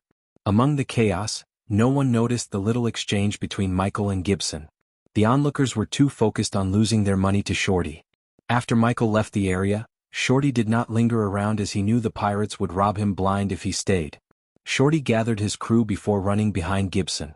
After the fight, Michael and Gaia walked into a dark alley near the tavern. Michael had to lose the crowd as some people who lost coins because of him might try to start another fight. As much as he could, he wanted to stay off the grid without showing any of his powers before he could get a complete idea about this part of the world. Getting into regular fights would ruin his plan. "Where are we going?" Gaia asked. The place was dark, nothing but trash to accompany them in the alley. The tall buildings on either side prevented much of the sunlight from lighting the alley, hence the darkness. "You're gonna come down or keep following us?" Michael stopped walking and shouted, looking at the top of the wooden building beside him. Gaia was confused, but she soon saw movements up on the roof. Just a few seconds after Michael's shout, the hooded figure leaped down from the top of the building and landed in front of them comfortably. "Who the fuck is he?" Gaia asked Michael while he just stood there calmly, waiting for the hooded figure to start speaking. "You made me," the hooded figure spoke with a thick accent. He was standing at least 6 feet 5 inches with enough muscles to compete in a bodybuilding competition back on Earth. Yet he seemed so agile. "I noticed. It'd be nice if you tell me why did you choose me and what do you want? Call it a gut feeling. In putting up together a team and after what I saw, I'd say my gut feeling was right. It was you who set up that Holman guy, wasn't it?" Gaia connected the dots as the hooded figure's silence confirmed her theory. "Team for doing what?" "A simple retrieval. There are risks, but you'll 3 million in gold before and 3 million after the job's done. 6 million for a simple retrieving. I'm interested." He didn't believe someone would pay 6 million for a simple retrieving job. However, he wanted to learn more about this part of the world and its people. Doing this job would not only make him rich but also help him gather more information. Besides, he wanted to know who's willing to pour out that many coins and for what. Even if the team just consisted of 4 people and the same payday for everyone, it would cost the one running the operation 24 million. If someone was willing to pay 24 million, he knew what he wanted to be retrieved must be worth it. "Meet me at the docks in 8 hours, we'll be headed to Giselle." The moment the hooded figure mentioned the name Giselle, Michael's brows arched up. Kingdom Giselle was his destination. It was where the source of Nightcrawler's magic radiation hiding artifact. He paid the system a hefty sum to get the location. He even left the Demon Soul Stone back at the Abyssal to get his hands on the artifact before anyone else could. Now it seemed like someone's already putting together a team to get the artifact. Before Michael could ask any further questions, the hooded figure used a grappling hook similar to Michael's to reach the rooftop and disappear. The design of the grappling hook was different from Michael's Mark III, yet he was surprised by the device. According to Arya, the Southerners always compensated for the lack of arch energy with technology and science. Now that he saw the hooded figure use such a device, he began to form an idea about this part of the world. "Giselle? It's where we're going. Somehow I can't believe it's just a coincidence. Either way, we'll see this through," said Michael. "Where do you want me?" "Get to Gibson and follow us discreetly." In doing this alone, he gave a gentle pat on her shoulder before leaving the alley. Since they didn't want the hooded figure to know the Silent Reaper belonged to them, they had to be cautious. They had to keep their cards close to their chest without revealing them because they could be used to their advantage if the hooded figure tried to double-cross them after the job was done. You're tuning in to the Han Lee's Wuxia Chronicles YouTube channel. We're so grateful for your support, and don't forget to subscribe to join us on this incredible journey through captivating stories. Your generosity through donations truly makes a world of difference. as it's the primary source of revenue that allows me to expand and enhance this channel for you. Thank you from the bottom of my heart for being a part of this adventure.